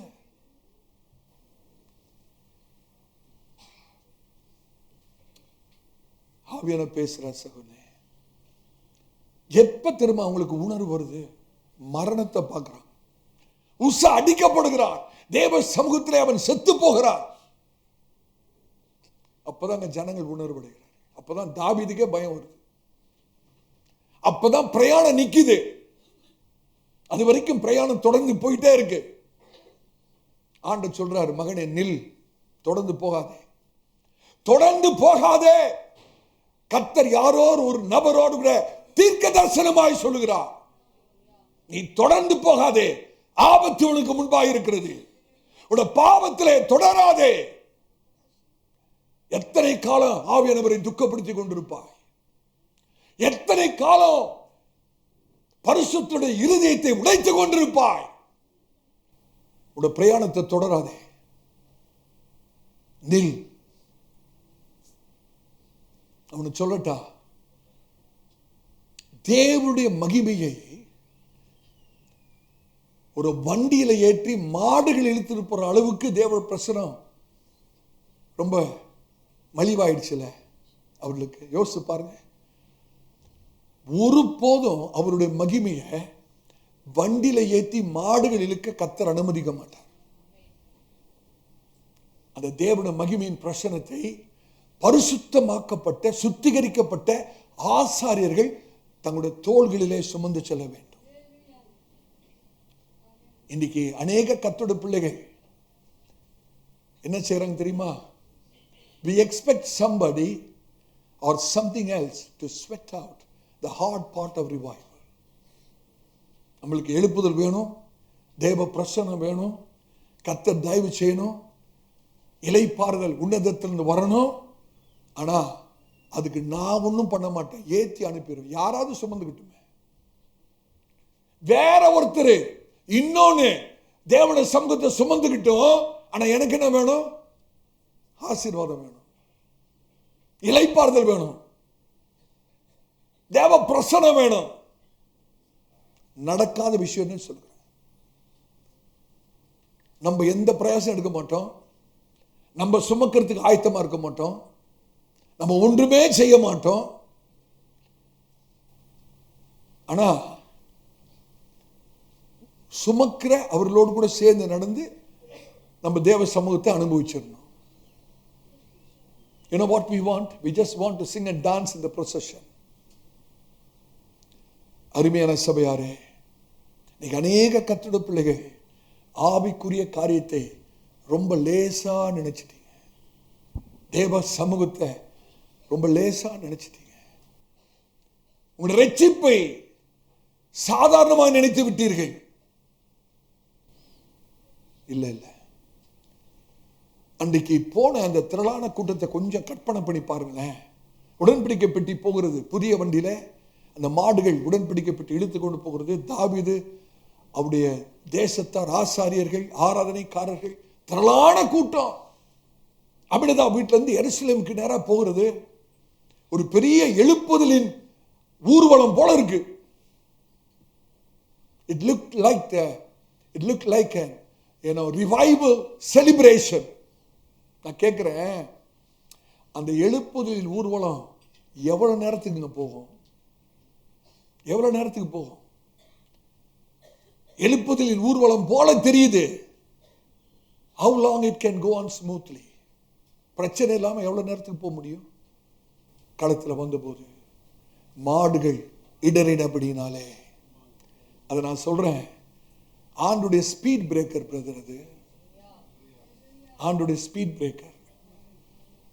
சில சமயத்தில் ஆண்டவர் நமக்கு முன்பாக ஒரு ஸ்பீட் பிரேக்கர் வைப்பாரு பாருங்க. அதை நிறைய பேர் பார்க்கறதே இல்லை. ஸ்பீட் பிரேக்கர் வந்த பிறகும் அதே ஸ்பீட்ல போறது என்னங்க ஆகும்? நீங்க பார்த்துருக்கீங்களா? சில பேர் ஸ்பீட் பிரேக்கர் பார்க்காம ஸ்பீடா போவாங்க பாருங்க, தூக்கி எறிகிற மாதிரி இருக்கும். வண்டிக்கும் கெடுதல், முதுகும் உடைஞ்சிரும். ஆண்டவர் ஆவியானவர் பேசுறார். ஆண்டவர் சொல்றார், மகனே மகளே, உன்னோட வாழ்க்கையில சில காரியங்கள் சரியா இல்லை. உன்னோட ஆவிக்குரிய பிரயாணத்திலே பிரச்சனை இருக்கிறது. எவ்வளவு காலம் என்னை துக்கப்படுத்துவாய்? எவ்வளவு காலம் என்னுடைய இருதயத்தை உடைத்துக் கொண்டே இருப்பாய்? உன்னோட வாழ்க்கையிலே அநேக சமயத்தில் நான் ஒரு ஸ்பீட் பிரேக்கரை வைக்கிறேன். ஆனா அந்த ஸ்பீட் பிரேக்கரை நீ பார்க்கறது கூட இல்லை. அதே ஸ்பீட்ல போயிட்டு இருக்கிற. ரொம்ப ஆபத்து, ஆபத்து பிரதர். ஹல்லேலூயா. அன்னைக்கு களத்துல அந்த பிரயாணம் நிறுத்தப்பட்டது போல ஆண்டவர் ஒரு ஸ்பீட் பிரேக்கரை கொண்டு வந்து நிறுத்துறது போல உங்களோட வாழ்க்கையில ஸ்பீட் பிரேக்கரை கொண்டு வந்து உங்களோட வாழ்க்கையை கொஞ்சம் ஸ்லோ டவுன் பண்ணி யோசித்து பாருங்க. ஸ்டாப். உங்களோட ஆவிக்குரிய வாழ்க்கையை கொஞ்சம் நிறுத்தி நிதானித்து ஆராய்ந்து சரி செய்ய வேண்டிய காரியங்களை சரி செய்து ஒப்புரவாக வேண்டிய காரியத்திலே ஆண்டவரோடு கூட ஒப்புரவாகி அறிக்கை செய்ய வேண்டிய காரியங்களை அறிக்கை செய்து விட்டுவிட வேண்டிய காரியங்களை விட்டு விடுவாயானால் உன்னதத்திலிருந்து இளைப்பாறுதல் வரும், திறந்த வானத்தின் அனுபவம் வரும். ஹல்லேலூயா. இந்த ஆண்டுடைய ஸ்பீட் பிரேக்கர் வந்து நம்ம எச்சரிக்கிற ஒரு எச்சரிப்பாய், ஒரு வார்னிங் சிக்னல். இன்னைக்கு யாரோடு கர்த்தர் பேசுறான்னு தெரியல. ஹல்லேலூயா. ஆண்டவர் நேரத்தில் சொல்றாரு, நோ மோர் ஆஃப் தட். இனிமேல் வேண்டாம் மகனே மகளே, அந்த காரியம் இன்னும் வேண்டாம். நீ வேணா கொஞ்ச நாளைக்கு என்ன சாதாரணமா நினைச்சுக்கிட்டு உன்னோட பிரயாணத்துல போகலாம். You can handle me very casually only for a short time, only thus far and no longer. நீ என்னை அலட்சியப்படுத்தி என்னுடைய பிரசன்னத்தை கனப்படுத்தாதபடி, என்னுடைய பரிசுத்தத்தை நீ விளங்கிக் கொள்ளாதபடி என்னை அலட்சியப்படுத்திட்டு ரொம்ப தூரம் போக முடியாதுன்னு கர்த்தர் சொல்ற. ரொம்ப தூரம் போக முடியாது. ஒரு இடத்துல வந்து நின்றுதான் ஆகணும். ஹல்லேலூயா. ஆண்டவர் சொல்ற, இன்றைக்கு நான் உங்களுக்காக செயல்பட வேண்டும் என்றால் நீங்கள் வேர்வை சிந்த வேண்டும். வேர்வை சிந்த வேண்டும். Don't ever try to transport God's glory on your casual man-made programs, methods and agendas. தேவ சமூகத்தை அலட்சியப்படுத்திட்டு ஆவிக்குரிய காரியங்களை அலட்சியப்படுத்திட்டு தேவனுடைய மகிமையை உணர்ந்தரலாம், கர்த்தருடைய சமூகத்தை உணர்ந்தரலான்னு ஒரு நாளும் நினைக்க கூடாது. ஆண்டு நீங்க என்ன திரும்ப சொல்றாரு கேக்குறீங்களா? என் மேல கோப்படக்கூடாது, நான் வெறும் போஸ்ட்மேன் தான். லெட்டர் எழுதி கொடுத்தவர் அவரு, நான் ஒன்லி டெலிவர் தான் பண்றேன் உங்களுக்கு. ஆண்டுக்கு என்ன திரும்ப சொல்றாரு, மகனே மகளே, ஒண்ணு அந்த புதிய வண்டியை வச்சுக்கோ, அல்லனா என்னோட உடன்படிக்கை பெட்டியை வச்சுக்கோ. ரெண்டுத்தையும் சேர்த்து வைக்க முடியாது. You cannot have both. ஒண்ணு புதிய வண்டியை வச்சுங்க. புதிய வண்டி என்ன தெரியுமா? Man's method, man's ways. அந்த புதிய வண்டி மனுஷனுடைய வழிகள். வேதம் என்ன சொல்கிறது? மனுஷனுடைய வழிகள் அவனுக்கு செம்மையாய் தோன்றுகிறது, ஆனா முடிவோ மரணம். ஆண்டவர் சொல்றாரு, நீங்க புதிய வண்டியை வேணா வச்சுக்கோ, உடன்படிக்கை வெட்டியை சேர்த்து வைக்காத.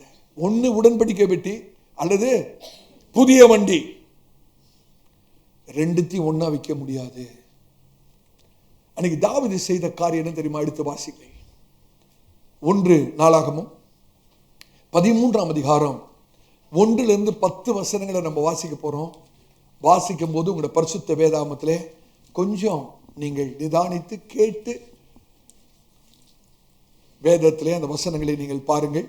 1 நாளாகமம் 13ஆம் அதிகாரம் 1வது வசனத்திலிருந்து 10வது வசனம் வரைக்கும் வாசிங்கள்.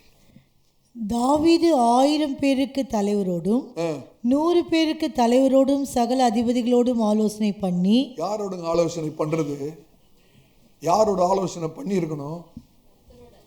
கர்த்தரோட ஆலோசனை பண்ணி இருக்கணும். இவர் யாரோட ஆலோசனை பண்றாரு? அதிபதிகளோடு, தலைவரோடு, 100 பேருக்கு தலைவரோடு, சகல அதிபதிகளோடு ஆலோசனை பண்ணின தாவீது. தாவீதே, கர்த்தரோட ஆலோசனை பண்ண தவறினது என்ன? ஏன் பிரயாணத்தில் பிரச்சனை? யார்கிட்ட ஆலோசனை போறீங்க? மகனே மகளே, யார்கிட்ட ஆலோசனை? மனுஷனிடத்திலையா? மனுஷன் என்ன ஆலோசனை கொடுக்க முடியும்? தொடர்ந்து வாசிங்க 2வது வசனம். இஸ்ரவேல் சபையை எல்லாம் நோக்கி, உங்களுக்கு சம்மதியும். யாரோட சம்மதி வேணுமா? உங்களுடைய சம்மதி எனக்கு வேணும்பா. அப்புறம் தான் ஆண்டுடைய சம்மதி எல்லாம். உங்கள் சம்மதியும் நம்முடைய தேவனாகிய கர்த்தருக்கு சித்தமாயிருந்தால். 2 முரணா தெரியல உங்களுக்கு? மனுஷனுடைய சம்மதியும் கர்த்தருடைய சித்தம் ஒத்து போயிடுமா? 2 ஒத்து போயிருமா? 2 முரணான காரியம். தாவீது யாரை முந்தி வைக்கிறார் பாருங்க, முதல் வைக்கிறது பாருங்க. உங்களோட சம்மதி வேணும்பா. மனுஷரை பிரியப்படுத்த ஆபத்து. பிரதர் சிஸ்டர், யாரை பிரியப்படுத்தி கொண்டிருக்கிறோம்? யாருடைய சம்மதத்தை நாம் கேட்டுக் கொண்டிருக்கிறோம்? தொடர்ந்து வாசிங்க. இஸ்ரவேலின் தேசங்களிலெல்லாம் இருக்கிற நம்முடைய மற்ற சகோதரரும் அவர்களோடு தங்கள் வெளிநிலங்களில் இருக்கிற ஆசாரியரும் லேவியரும் நம்மோடே கூடும்படிக்கு நாம் சீக்கிரமாய் அவளிடத்துக்கு ஆள் அனுப்பி நமது தேவனுடைய பெட்டியை திரும்ப நம்மிடத்துக்கு கொண்டு வருவோமாக. ஆவிக்குரியது மாறி இருக்கு பாருங்களேன். ஆவிக்குரியது மாறி சில சமயத்தில் நம்ம செய்யற காரியம் ரொம்ப ஆவிக்குரிய காரியம் மாறி இருக்கும். விவாகம் பண்றது அவிசுவாசிய. ஜெபம் தெரியுமா? ஆண்டவரே உம்முடைய சித்தத்தின்படி நடக்கட்டும். கல்யாணம் பண்றது யாரு? அவிசுவாசி, ரட்சிக்கப்படாத. பாஸ்டர் ஜெபிச்சுங்க பாஸ்டர். எவ்வளவு கோபம் வரும் தெரியுமா எங்களுக்கு? எங்களுக்கே அவ்வளவு கோபம் வரும், ஆண்டுக்கு எவ்வளவு கோபம் வரும் யோசிச்சு பாருங்க. இந்த காரியம் ஆவிக்குரியது மாதிரி தெரியுதுங்க, ஆனா தேவனுக்கு விரோதமான காரியம் நடக்குது. தொடர்ந்து வாசிங்க. நமது தேவனுடைய பெட்டியை திரும்ப நம்மிடத்துக்கு கொண்டு வருவோமாக. சவுலின் நாட்களில் அதை தேடாதே போனோம் என்றான். குற்றச்சாட்டு வேற சவுல் மேல. அப்புறம் இந்த காரியம் சகல ஜனத்தின் பார்வைக்கும் செம்மையாய் இருந்தபடியால். யாருக்கு செம்மையா இருக்குது? சகல ஜனங்களுக்கு செம்மையா இருக்கும் பிரதர். உங்களுடைய குடும்பத்தார் எல்லாருக்கும் செம்மையா இருக்கும். ஆனா யாருக்கு செம்மையா இருக்காது? ஆண்டவருக்கு செம்மையா இல்லை. தாழ்மையா சொல்றேன், எல்லாருக்கும் செம்மையா இருந்து ஆண்டோட பார்வையில செம்மையா இல்லைன்னா அங்க வேதனை தான், அங்க துக்கம் தான், அங்க அடிதான். சொல்ல பயப்படுறேன், மரணம் தான். எல்லாருக்கும் சம்பந்தம் தான், எல்லாருக்கும் செம்மையா தெரியுது. ஆனா ஆண்டவருடைய பார்வையில செம்மையா இல்லை. தொடர்ந்து வாசிங்க. சபையார் எல்லாரும் அப்படியே செய்வோம் என்றார்கள். அப்படியே தேவனுடைய பெட்டியை கீரியாத் யாரீமில் இருந்து கொண்டு வரும்படி தாவீது எகிப்தை சேர்ந்த சீகோர் நதி துவக்கி ஆமாத்தின் எல்லை மட்டுமுள்ள இஸ்ரவேலை எல்லாம் கூட்டி கேருபீன்களின் நடுவே வாசம் பண்ணுகிற கர்த்தராகிய தேவனுடைய நாமம் தொழுது கொள்ளப்படுகிற அவருடைய பெட்டியை யூதாவில் இருக்கிற கீரியாத் யாரீமுக்கு அடுத்த பாலாவிலிருந்து கொண்டு வரும்படிக்கு அவனும் இஸ்ரவேலர் அனைவரும் அவ்விடத்துக்கு போனார்கள். அவர்கள் தேவனுடைய பெட்டியை அபினதாபின் வீட்டிலிருந்து ஒரு புது ரதத்தின் மேல் ஏற்றிக்கொண்டு வந்தார்கள். புதிய வண்டி, ஒரு புதிய ரதத்தின் மேல் ஏற்றி கொண்டு வந்தார்கள். ஊசாவும் அகியோவும் ரதத்தை நடத்தினார்கள். ஊசாவும் அகியோவும் ரதத்தை நடத்தினார்கள். தாவீதும் சகல இஸ்ரவேலரும் தங்கள் முழு பலத்தோடும் தேவனுக்கு முன்பாக சுரமண்டலங்களையும் தம்புருகளையும் மேளங்களையும் கைத்தாளங்களையும் பூரிகைகளையும் சேவித்து மகிழ்ச்சியாய் ஆடி பாடினார்கள். பெரிய ஆராதனை நடக்குது. அவர்கள் கீதோனின் களமட்டும் வந்தபோது மாடுகள் இடறினபடியினால் ஊசா பெட்டியை பிடிக்க தன் கையை நீட்டினான். அப்பொழுது கர்த்தர் ஊசாவின் மேல் கோபம் மூண்டவராகி அவன் தன் கையை பெட்டி அண்டைக்கு நீட்டினது நிமித்தம் அவனை அடித்தார். அங்கே அவன் தேவ சமூகத்தில் செத்தான். ஹல்லேலூயா. சபையாரே, அன்றைக்கு தாவீது அந்த உடன்படிக்கை பெட்டிய ஒரு ரதத்தின் மேல், புதிய வண்டியின் மேல வைத்து கொண்டு வந்தது பெலிஸ்தருடைய எண்ணம் அல்ல, பிசாசுடைய, சத்துருவாகிய பிசாசுடைய ஒரு சிந்தனை தாவீதுக்குள்ள. பிசாசு செய்ற காரியம் என்ன தெரியுமா? தேவ பிரசனத்துல வண்டியில ஏற்றி அனுப்புப்பா, மாட்டு வண்டியில. எவ்வளவு அலட்சியங்க தேவ பிரசனம், அவ்வளவு மலிவானதுங்க. தேவ சமூகம் எவ்வளவு அலட்சியப்படுத்தப்படுகிறது.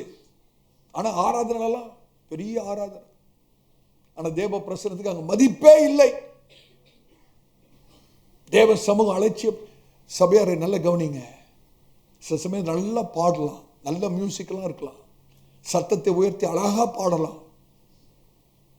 ஆனா நம்முடைய வாழ்க்கை செம்மையா இல்லாவிட்டால் தேவனுடைய சமூகத்தை நாம் அலட்சியப்படுத்துகிறோம் என்று அர்த்தம். தேவனுடைய பிரசனத்தை, பரிசுத்த பிரசனத்தை அலட்சியப்படுத்துகிறோம். இன்னைக்கு அநேக கர்த்தருடைய பிள்ளைகள் கிறிஸ்துவத்திலே தேவ சமூகத்தை அசட்டைப்படுகிறார்கள், தேவனுடைய சமூகத்தை அலட்சியப்படுத்துகிறார்கள். ஒரு துக்கமான காரியம் மாத்திரமல்ல, அது பயங்கரமான காரியம் என்று சொல்கிறேன். இன்னைக்கு கிறிஸ்தவத்தில் நீங்க பாருங்க, வர்ஷிப் லீடர்ஸ் சொல்லி சில பேர் ஆராதனையை ஒரு பெரிய ஆடிட்டோரியம் எடுத்து கான்சர்ட் மாதிரி நடத்துறாங்க. பார்த்தீங்கன்னா எங்க பார்த்தாலும் வெளிச்சம் இப்படியும் அப்படியும் அடிக்கும், ஒரே புகை தான். ஆபத்து தெரியலங்க, தேவன் எப்படிப்பட்டவர்னு தெரியல, ஆராதனைனா என்னன்னு தெரியல. They don't know the seriousness about it. தேவனோடு கூட விளையாடி கொண்டிருக்கிறார்கள். தாழ்மையா சொல்றேன், தேவனுடைய மகிமையின் சமூகத்தை அலட்சியப்படுத்த தேவன் ஒருவரையும் அனுமதிக்க மாட்டார். இன்னைக்கு விளையாட்டுத்தனமா இருக்கு ஆராதனை. தயவுசெய்து அப்படிப்பட்ட ஆராதனை நீங்க பங்கு பெறாதீங்க.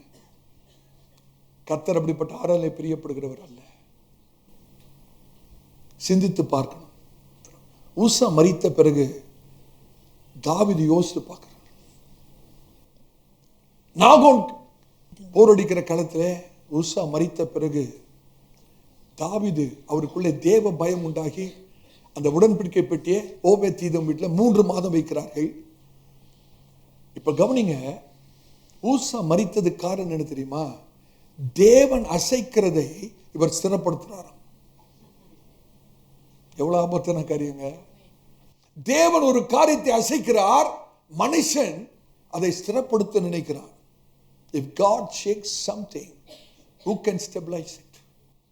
தேவன் ஒரு காரியத்தை அசைப்பாரானால் அதை யாரால் ஸ்திரப்படுத்த முடியும் என்று கேட்கிறேன்.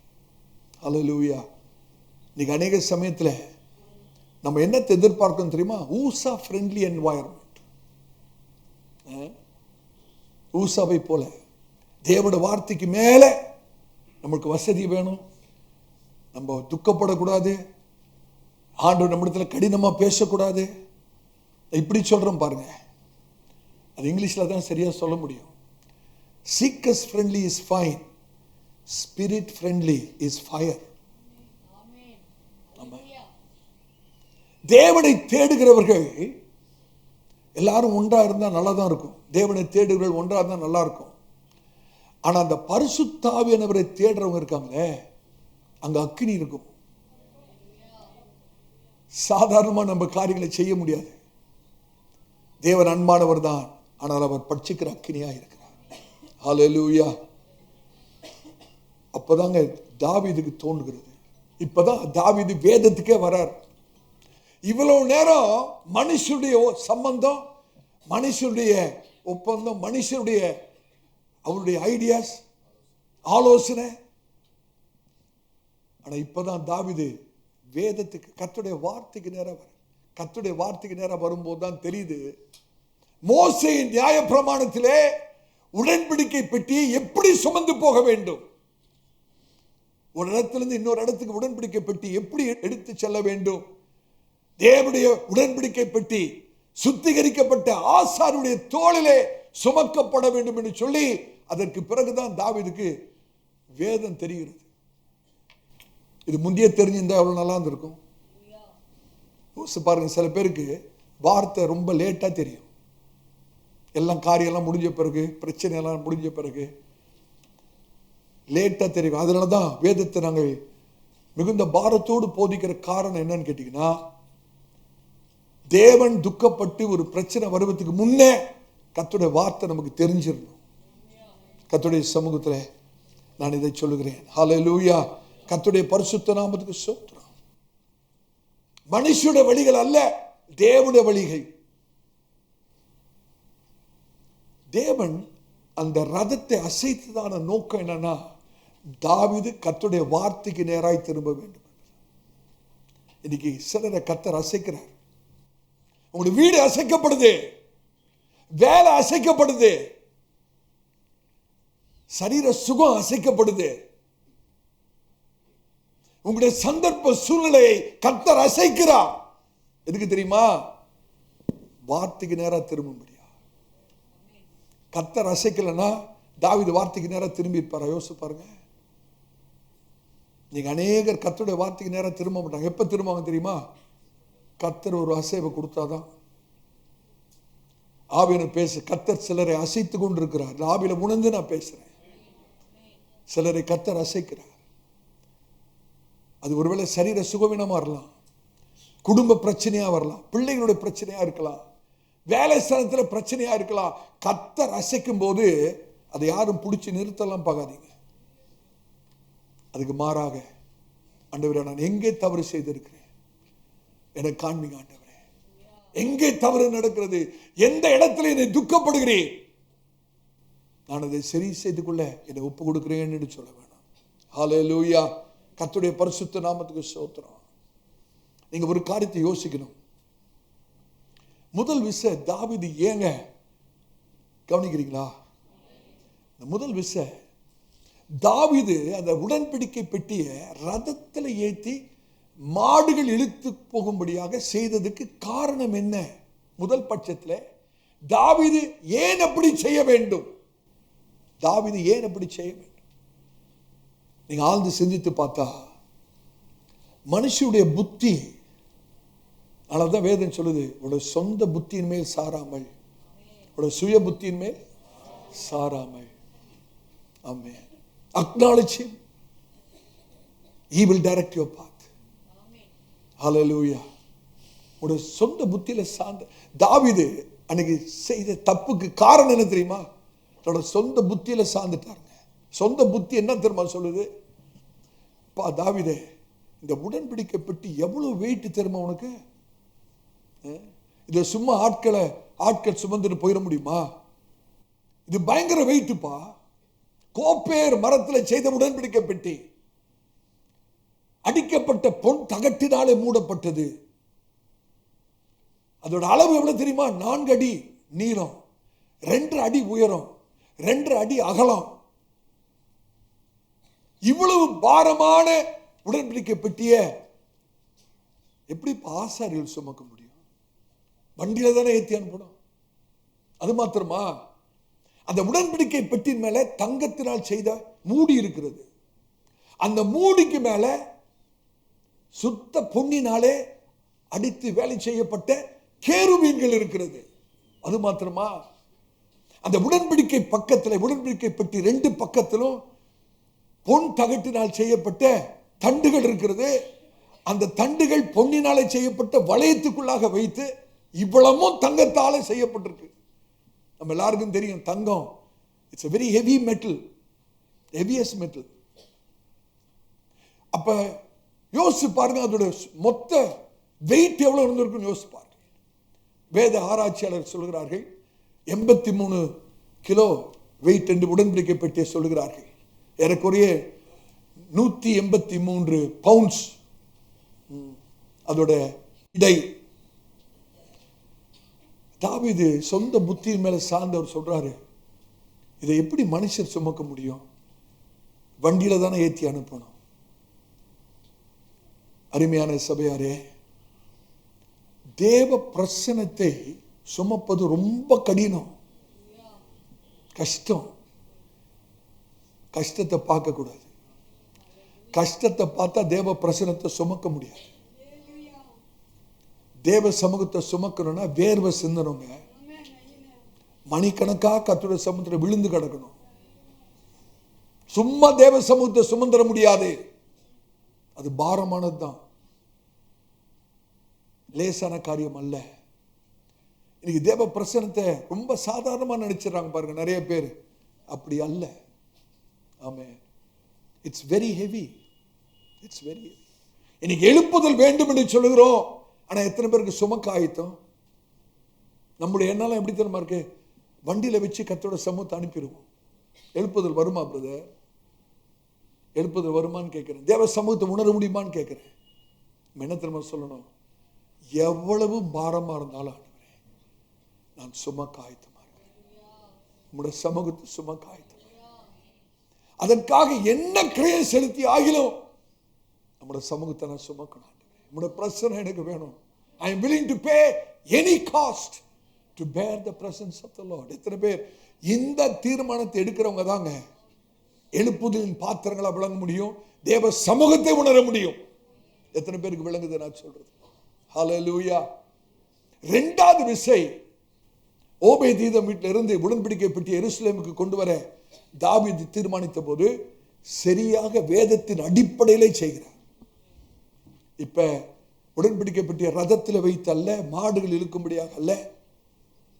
எப்படி கொண்டு வர தெரியுமா? அந்த வாசிங்க, அந்த வசனத்தை வாசிங்க. 1 நாளாகமம் 15ஆம் அதிகாரம் 1லிருந்து 3 வரைக்கும் வாசிங்க. நான் ஒரு 5-10 நிமிஷத்துல முடிச்சிருவேன். 1 நாளாகமம் 15ஆம் அதிகாரம் 1லிருந்து 3. 2வது விஷயம், தாவீது வேதத்தின் அடிப்படையிலே, மோசேயின் நியாயப்பிரமாணத்தின் அடிப்படையிலே, கர்த்தருடைய வழியிலே அந்த உடன்படிக்கை பெட்டியை 2வது விசை எருசலேமுக்குள்ள கொண்டு வருகிறார். அதை குறித்து வாசிங்கள். 1 நாளாகமம் 15ஆம் அதிகாரம் 1லிருந்து 3 வாசிங்க. அவன் தனக்கு தாவீதின் நகரத்தில் வீடுகளை உண்டாக்கி தேவனுடைய பெட்டிக்கு ஒரு ஸ்தலத்தை ஆயத்தப்படுத்தி. இங்க ஆயத்தம் இருக்கு பாருங்க, அங்க ஆயத்தம் இல்ல, இங்கதான் ஆயத்தம் இருக்கிறது. தொடர்ந்து. அதற்கு ஒரு கூடாரத்தை போட்டான். கூடாரத்தை போட்டு பிற்பாடு தாவீது லேவியர் ஒழிய வேறொருவரும் தேவனுடைய பெட்டியை எடுக்கலாகாது, லேவியரை தவிர பரிசுத்தமாக்கப்பட்டவர்களை தவிர, சுத்திகரிக்கப்பட்டவர்களை தவிர வேற ஒருவரும் உடன்படிக்கை பெட்டியை சுமக்கலாகாது. தேவனுடைய பெட்டியை எடுக்கவும், தேவனுடைய பெட்டி எடுக்கவும், என்றைக்கும் அவருக்கு பணிவிடை செய்யவும், என்றைக்கும் அவருக்கு பணிவிடை செய்யவும் அவர்களையே கர்த்தர் தெரிந்து கொண்டார் என்றான். தெரிந்து கொள்ளப்பட்டவர்கள் அவர்களே கர்த்தர் தெரிந்து கொண்டார் என்றான். அப்படியே கர்த்தருடைய பெட்டிக்கு தான் ஆயத்தப்படுத்தின ரொம்ப முக்கியங்க. தேவ சமூகத்தை சுமக்க ஆயத்தம் வேணும். ப்ரிப்பரேஷன். ஆயத்தப்படுத்தின அதன் ஸ்தலத்திற்கு அதை கொண்டு வரும்படி ரைட்ஃபுல் பிளேஸ், அதுக்குன்னு ஒரு ரைட்ஃபுல், ஒரு சரியான அதுக்குன்னு ஒரு இடம் கொண்டு வரும்படி தாவீது இஸ்ரவேலை எல்லாம் எருசலேமிலே கூடி வர செய்தான். கர்த்தருக்கு ஸ்தோத்திரம். தொடர்ந்து வாசிக்க நேரம் இல்லை. 14-15 வசனத்தை வாசிங்கள். 14-15 வசனம். அப்படியே ஆசாரியரும் லேவியரும் இஸ்ரவேலின் தேவனாகிய கர்த்தரின் பெட்டியை கொண்டு வர தங்களை சுத்தம் பண்ணி கொண்டார்கள். ரொம்ப முக்கியம் பிரதர். முதல் விசை கொண்டு வந்த போது பரிசுத்தம்லாம் கிடையாது. எப்படி வேணா கர்த்தரை ஆராதிக்கலாம், என்ன பாட்டு வேணாலும் பாடலாம், புகையை போடலாம், லைட் அடிக்கலாம், எப்படி வேணாலும் பண்ணலாம். இல்லை இல்லை இல்லை, முறை இருக்கு. ஆண்டவரை ஆராதிக்கிற ஒரு விதம் இருக்கிறது. தன்னை பரிசுத்தப்படுத்தி கொண்டு சுத்தப்படுத்தி கொண்டார்கள். பின்பு லேவி புத்திரர் கர்த்தருடைய வார்த்தையின்படியே சுத்திகரிக்கப்படுகிறது. மாத்திரமல்ல, கர்த்தருடைய சமூகத்தை சுமக்கணும்னா, ஒரு ரிவைவல், ஒரு எழுப்புதல் வரணும்னா பரிசுத்தம் வேணும், கர்த்தருடைய வார்த்தை வேணும். வார்த்தையின்படியே மோசே கற்பித்த பிரகாரம் தேவனுடைய பெட்டியை அதன் தண்டுகளினாலே தொடக்கூடாது. ஆசாரியன் கூட தொடக்கூடாது. அப்ப தேவனுடைய பிரசன்னம் எவ்வளவு மகிமையானதுன்னு யோசிச்சு பாருங்க. பரிசுத்தமாக்கப்பட்ட ஆசாரியன் கூட உடன்படிக்கை பெட்டியை தொடக்கூடாது. உசா எவ்வளவு அனாவசியமா தொட்டுட்டாரு பாருங்களேன். அப்ப தேவனுடைய சமூகத்தை நாம் எவ்வளவு கனப்படுத்த வேண்டும் என்று யோசித்து பாருங்கள். அதன் தண்டுகளினாலே தங்கள் தோள் மேல் எடுத்துக்கொண்டு வந்தார்கள். ஒரே ஒரு காரியத்தை சொல்லி நான் முடிக்க விரும்புகிறேன். எடுத்து வாசிக்க 2 சாமுவேல். இதே காரியம் 2 சாமுவேல் எழுதப்பட்டிருக்கிறது. 2 சாமுவேல் 6ஆம் அதிகாரம் 13வது வசனம். முக்கியமான ஒரு காரியம் இருக்கிறது. 2 சாமுவேல் 6ஆம் அதிகாரம் 13வது வசனத்தை வாசிங்க. கர்த்தருடைய பெட்டியை சுமந்து போகிறவர்கள் 6 தப்படி நடந்தபோது, நல்லா கவனிச்சிங்களா? அந்த வசனத்தை மீண்டும் வாசிங்க. கர்த்தருடைய பெட்டியை சுமந்து வந்தவர்கள், கர்த்தருடைய பெட்டியை சுமந்து போகிறவர்கள் 6 தப்படி நடந்தபோது, 6 paces in இங்கிலீஷ் பைபிள் இருக்கும். ஒரு தப்படி 3 அடிகள். ஒரு தப்படி 3 அடிகள். 6 தப்படினா 18 அடிகள். இப்ப வாசி பாருங்க. கர்த்தருடைய பெட்டியை சுமந்து போகிறவர்கள் 6 தப்படி, அதாவது 18 அடிகள் நடந்த போது மாடுகளையும் கொழுத்த ஆட்டுக்கடாக்களையும் பலியிட்டான்.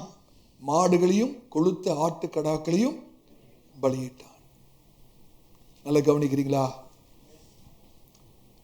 அவ்வளவு பலுவான அந்த உடன்படிக்கை பெட்டிய பரிசுத்தமாக்கப்பட்ட ஆசாரியர்கள் தோள்களில் சுமக்கணும்.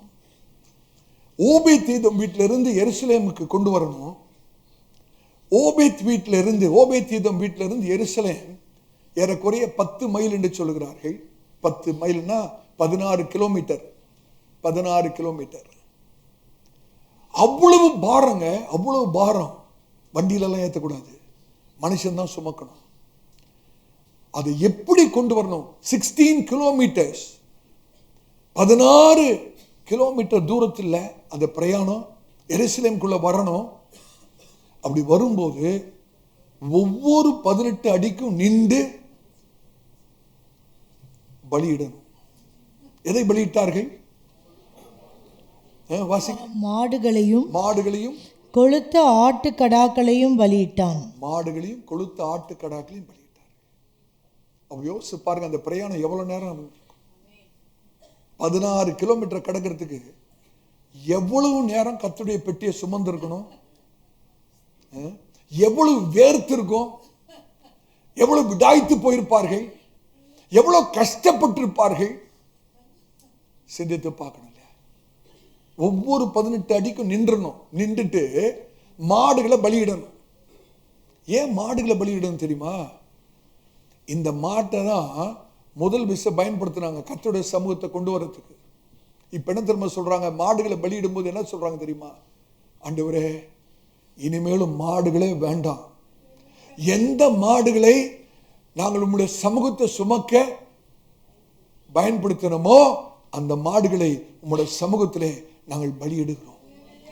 இனிமேலும் எங்களோட வாழ்க்கையில மாடுகளை உம்முடைய சமூகத்தை சுமக்க விடவே மாட்டோம். வேறு எந்த காரியத்தையும் சுமக்க விட மாட்டோம். உம்முடைய சமூகத்தை நாங்க சுமப்போம். சபையாரே, ஓபேதீதம் வீட்டில இருந்து எருசலேமின் வாசல் வரைக்கும் பலியிட்டு கொண்டே போகணும். எத்தனை எத்தனை எத்தனை அடிக்கு ஒரு தடவை பலி? 18 எபிரேயத்தில் என்னது? ஹீப்ரூ ஸ்டூடெண்ட்ஸ் இல்லையா? ஹாய், லைஃப், ஜீவன். ஒவ்வொரு 18 அடிக்கும் பலி செலுத்தும் போது, அந்த மாடுகள் பலி செலுத்தப்படும் போது தேவனுடைய ஜீவன் அவளுக்குள்ள வரும். ஹல்லேலூயா. அதுதாங்க ஜீவன். நான் என்ன தர்மா சொல்ல விரும்புகிறேன், நம்முடைய ஆவிக்குரிய பிரயாணத்தில் தேவனுடைய சமூகத்தை சுமக்கிற கர்த்தருடைய பிள்ளைகள் புதிய எருசலேம் அடைகிற வரைக்கும் பலி செலுத்தி கொண்டே போகணும். நம்முடைய சரீரத்தை ஜீவ பலியா ஆண்டவரே, இனிமேலும் மாடுகள் அல்ல, ரதங்கள் அல்ல, நம்முடைய சமூகத்தை நான் லேசா நினைச்சிட்டேன், என்ன மன்னிச்சிருங்க ஆண்டவரே. நான் அவைகள் எல்லாவற்றையும் உடைய சமூகத்தில் பலியிடுகிறேன். எதை கொண்டு உடைய சமூகத்தை அலட்சியப்படுத்தினோ, எதை கொண்டு உடைய சமூகத்தை லேசா நினைச்சிட்டனோ, அப்படிப்பட்ட எல்லா காரியத்தையும் உடைய சமூகத்திலே நான் பலியிடுகிறேன். என்னுடைய பிரயாணம், ஆவிக்குரிய பிரயாணத்தை அந்த எருசலேமின் வாசல் வரைக்கும், புதிய எருசலேம் வரைக்கும் பலி செலுத்தி கொண்டு. நம்ம எல்லாரும் கண்களை மூடலாமா? கர்த்தருக்கு ஸ்தோத்திரம். இதே செய்தி தான் நான் இங்கிலீஷ்ல சர்வீஸ்ல பிரசங்கம் பண்ணேன். ஆனா இதெல்லாம் சொல்லல, என்னமோ தெரியல, தமிழ் சர்வீஸ்ல கொஞ்சம் எக்ஸ்ட்ரா வருது. இது லாங்குவேஜ்னால அல்ல,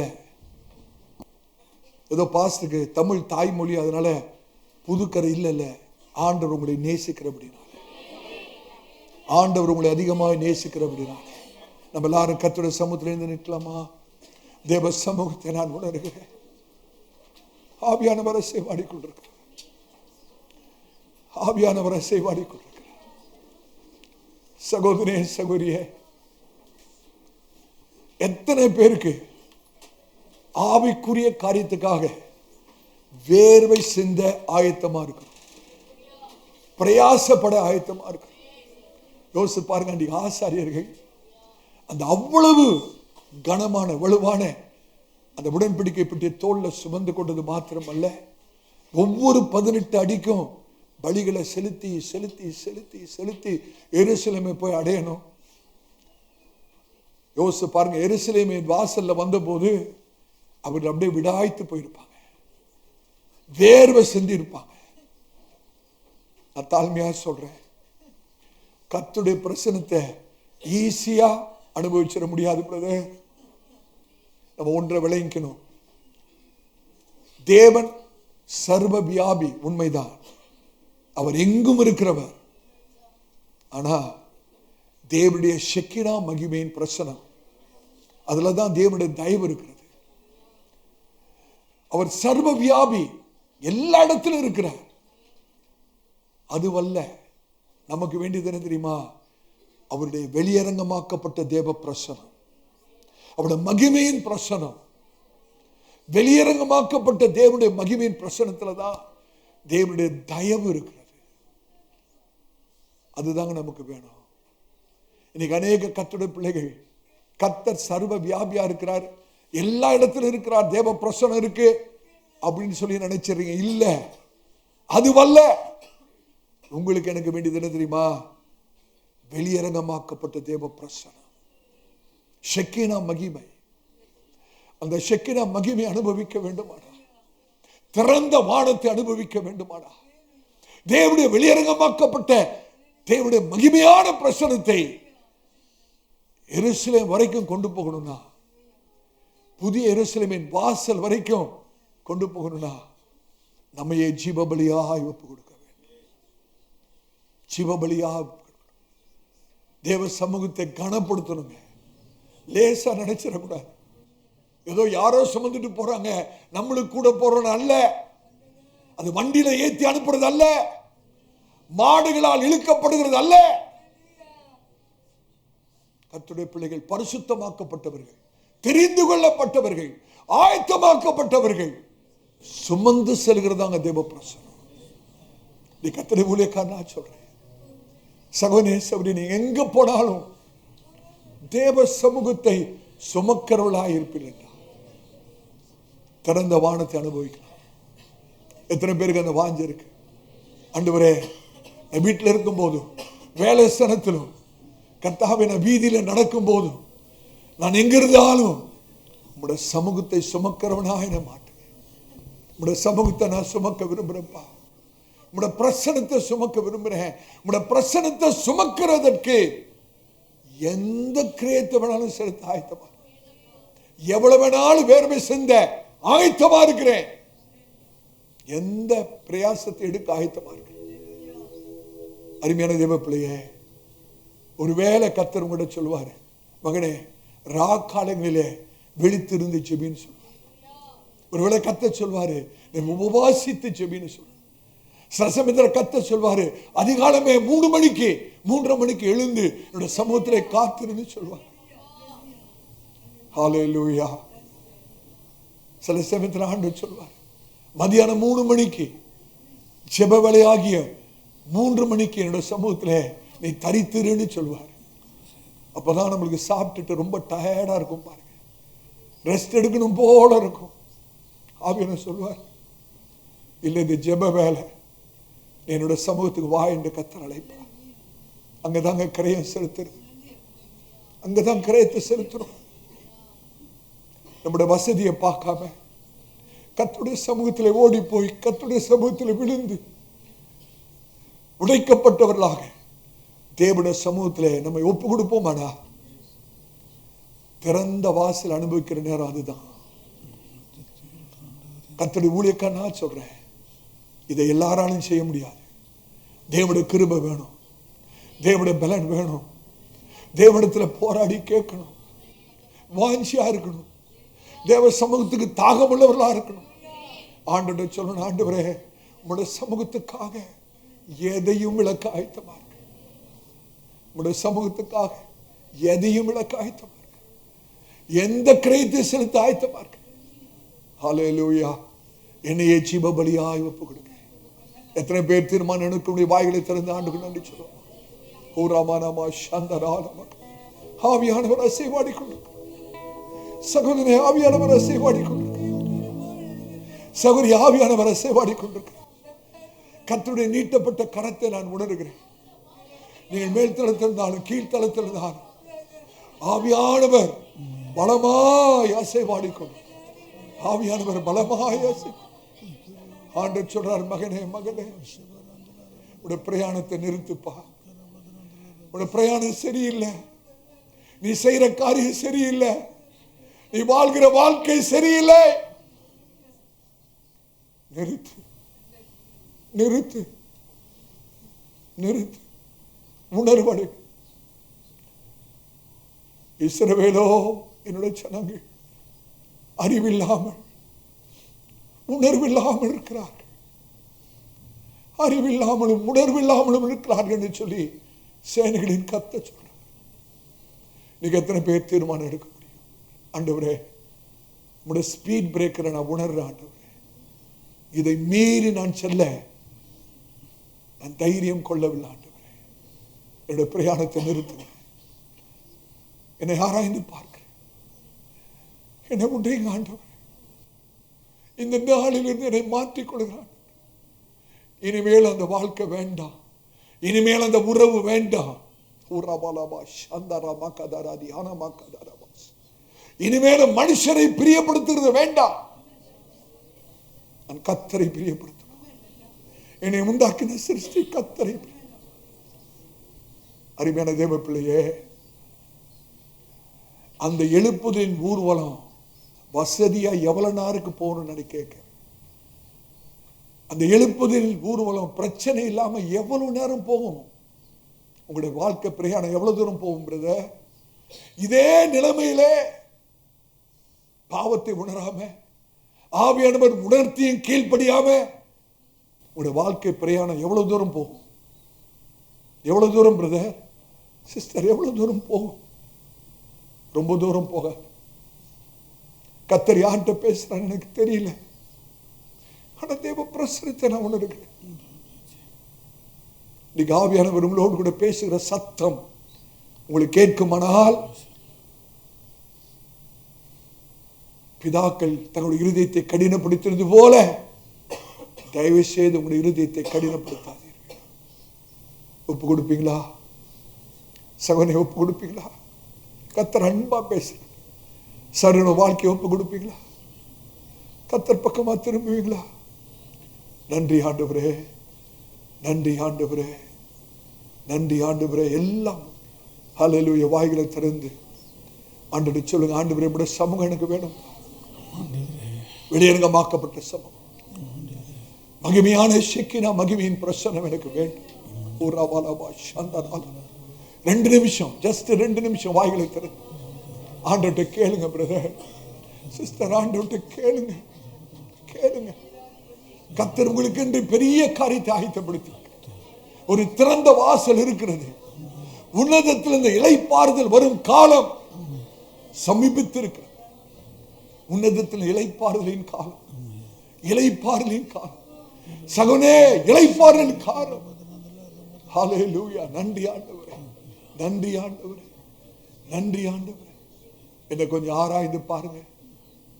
ஆண்டவர் ஆராய்ந்து பார்க்கட்டுமா? சகோதரனே, ஆண்டவங்களை கொஞ்சம் ஆராய்ந்து பார்க்க விடுவீங்களா? சௌரிய, ஆண்டவங்களை ஆராய்ந்து பார்க்க விடுவீங்களா? ஆண்டோட சொல்வீங்க, ஆண்டவரே என்னை ஆராய்ந்து பாருங்க, வேதனை உண்டாக்க வழி ஏதாவது உண்டு என்று. கர்த்தாவே ஆராய்ந்து பார்த்து நித்திய ஜீவனுக்கு நேராக நடத்துங்க ஆண்டவரே. ஹல்லேலூயா, ஸ்தோத்திரம். ஆராய்ந்து பாருங்க, ஆராய்ந்து பாரும் தேவனே, என்னை நீர் அறிவீர். புதிதும் ஜீவானுமான பாதையில் ஓடச் செய்யும். புதிதும் ஜீவானுமான பாதையில் ஓடச் செய்யும். ஆராய்ந்து பாரும் ஆண்டவரே, ஆராய்ந்து பார் தேவனே, என்னை நீர் அறிவீர். புதிதும் ஜீவனுமான பாதையில் ஓடச் செய்யும். புதிதும் ஜீவனுமான பாதை, புதிதும் ஜீவனுமான பாதையில் ஓடச் செய்யும். உம் வார்த்தை கேட்டிடாமல் ஆண்டவரே, உம் வார்த்தை கேட்டிடாமல் குற்றங்கள் பல செய்தேன். உம் வார்த்தை கேட்டிடாமல் குற்றங்கள் பல செய்தேன். கர்த்தாவே அவற்றை காணத்தக்கதாய் எண்ணில வெளிச்சம் காட்டிடுமே. கர்த்தாவே அவற்றை காணத்தக்கதாய் எண்ணில வெளிச்சம் காட்டிடுமே. ஆராய்ந்து பாரும் தேவனே, என்னை நீ அறிவீர்.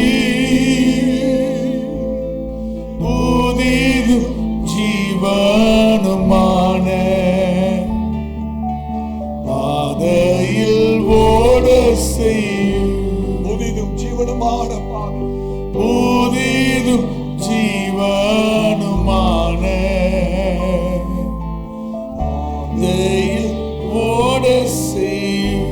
வீண் வார்த்தை என் வாயினா, வீண் வார்த்தை என் வாயினா நினைக்காமல் பேசுகின்றேன். வீண் வார்த்தை என் வாயினா நினைக்காமல் பேசுகின்றேன். என் வாய்க்கு காவல் இன்றே நிறையும். என் தூய வாழ்வை நான் காத்துக் கொள்ள என் வாய்க்கு காவல் இன்றே நிறையும். என் தூய வாழ்வை காத்துக் கொள்ள ஆராய்ந்து பார் தேவனே, என்னை நீர் அறிவீர். புதிதும் ஜீவனுமான பாதையில் ஓட செய்யும். புதிதும் ஜீவனுமான பாதையில் ஓட செய்யும். புதிதும் ஜீவனுமான பாதையில் ஓட செய்யும். நன்றி ஆவியானவரே. புதிதும் ஜீவனுமான பாதையில் ஓட செய்யும். ஒரு நிமிஷம் அப்படியே மௌனமாக இருக்கிறோம். ஆவியானவர் உங்களுக்குள்ளே ஒரு ஆழமான கிரியை நடப்பிக்க விட்டுக் கொடுங்க. ஆவியானவருக்கு எதிர்த்து நிற்க வேண்டாம். சகோதரனே, சகோதரியே, தேவ பிள்ளையே, கர்த்தர் யாரோடு பேசியிருக்கான்னு நினைக்காதீங்க. கர்த்தர் உங்களோடு தான் பேசியிருக்கார். சகோதரனே, கர்த்தர் உங்களோடு தான் பேசியிருக்கார். சகோதரியே, கர்த்தர் உங்களோடு தான் பேசியிருக்கார். உடைய நிலைமையை கர்த்தர் அறிவார். கர்த்தர் அறிவார். ஒரு நிமிஷம் மௌனமா இருக்கும்போது அப்படியே உங்களோட வாழ்க்கையை ஒப்பு கொடுங்க. கர்த்தர் உங்களை ஆசீர்வதிக்க விரும்புகிறார். உங்களோட வாழ்க்கையை ஆசீர்வாதமாக மாற்ற விரும்புகிறார். இந்த நாளிலே நீங்கள் ஒப்பு கொடுப்பீர்கள் என்றால் கர்த்தர் உங்கள் பட்சத்தில் நின்று உங்களுக்காய் செய்கிற காரியம் பயங்கரமாக இருக்கும். Thank you Lord. நன்றி ஆண்டவரே, நன்றி. நீங்கள் அதிகமாக நேசிக்கிற அன்பின் பிதாவே, ஆசீர்வதிக்கப்பட்ட இந்த மத்தியான வேளைக்காய் சோத்திரம். நீங்களோடு பேசி நம்முடைய பட்சமான வார்த்தைகளுக்காய் சோத்திரம். ஒரு நோக்கம் இல்லாமல் எங்களோடு பேசுகிறவர் அல்ல ஆண்டவரே. நீர் அனுப்புகிற வார்த்தை அது நோக்கத்தை நிறைவேற்றாமல் ஒருபோதும் வெறுமையாய் திரும்பி செல்லுகிறது இல்லை என்பதை அறிந்திருக்கிறோம். இன்னைக்கு அனுப்பப்பட்ட நோக்கம் ஒவ்வொரு சகல வாழ்க்கையிலும் பூரணமாய் நிறைவேறும்படியாக ஊழிய கன்னடியன் மிகுந்த தாழ்மையோடு ஊக்கமாய் செபிக்கிறேன் ஆண்டவரே. விதைத்த வசனங்கள் நூறத்தனை ஆய்பலன் தர கிருபை செய்யும். ஆவியானவர் தொடர்ந்து பேசும். குடி வந்த ஒவ்வொருவரையும் கர்த்தர் ஆசீர்வதியும். நாங்கள் சிறுக வேண்டும், நீங்க பெருக வேண்டும். எல்லா கனத்துதி மகிமையா உமக்கு ஒருவருக்கே செலுத்தும். இயேசு கிறிஸ்துவின் நாமத்தில் ஜெபம் கேளும் எங்கள் நல்ல பிதாவே. நம்முடைய கர்த்தராகிய இயேசு கிறிஸ்துவின் கிருபையும் பிதாவாகிய தேவன் அன்பும் பரிசுத்த ஆவியினுடைய அன்பின் ஐக்கியமும் நம் அனைவரும் கூட இன்றும் என்றும் சீக்கிரமாய் வரப்போகிற ஆண்டவராகிய இயேசு கிறிஸ்துவின் வருகை பரிந்தம் இருப்பதாக. ஆமென். கர்த்தர் உங்களை ஆசீர்வதிப்பார். இன்று பிரசங்கிக்கப்பட்ட கர்த்தருடைய வார்த்தையினால் நீங்கள் ஆசீர்வதிக்கப்பட்டு இருப்பீர்கள் என்று நம்புகிறோம். நமது திருச்சபையின் ஞாயிறு ஆராதனை நேரங்கள்: ஆங்கில ஆராதனை காலை 7 மணிக்கு நடைபெறும். தமிழ் ஆராதனை காலை 10:30 மணிக்கு நடைபெறும். இருமொழி வேத பாடம் மாலை 6 மணிக்கு நடைபெறும். நம் திருச்சபையின் விலாசம் அப்போஸ்தல கிறிஸ்தவ சபை பெரம்பூர் ஊழியங்கள் 74 வல்லாடு தெரு, அகரம், சென்னை 6,82,000. தனிப்பட்ட ஜெபத்திற்கு தொடர்பு கொள்ள வேண்டிய அலைபேசி எண்கள் 9566262203 மற்றும் ஒரு எண் 9551648083. மேலும் ஒரு எண் 9941447894. நமது திருச்சபையின் தொலைபேசி எண் 04431508155. மேலும் மற்ற பிரசங்கங்களுக்கு நமது யூடியூப் சேனலான ஏசிஏ பெரம்பூர் மினிஸ்ட்ரீஸை அணுகவும். நமது திருச்சபையின் வலைதள முகவரி www.acaperambourministries.org. தேவன் உங்களை ஆசீர்வதிப்பாராக. ஆமென்.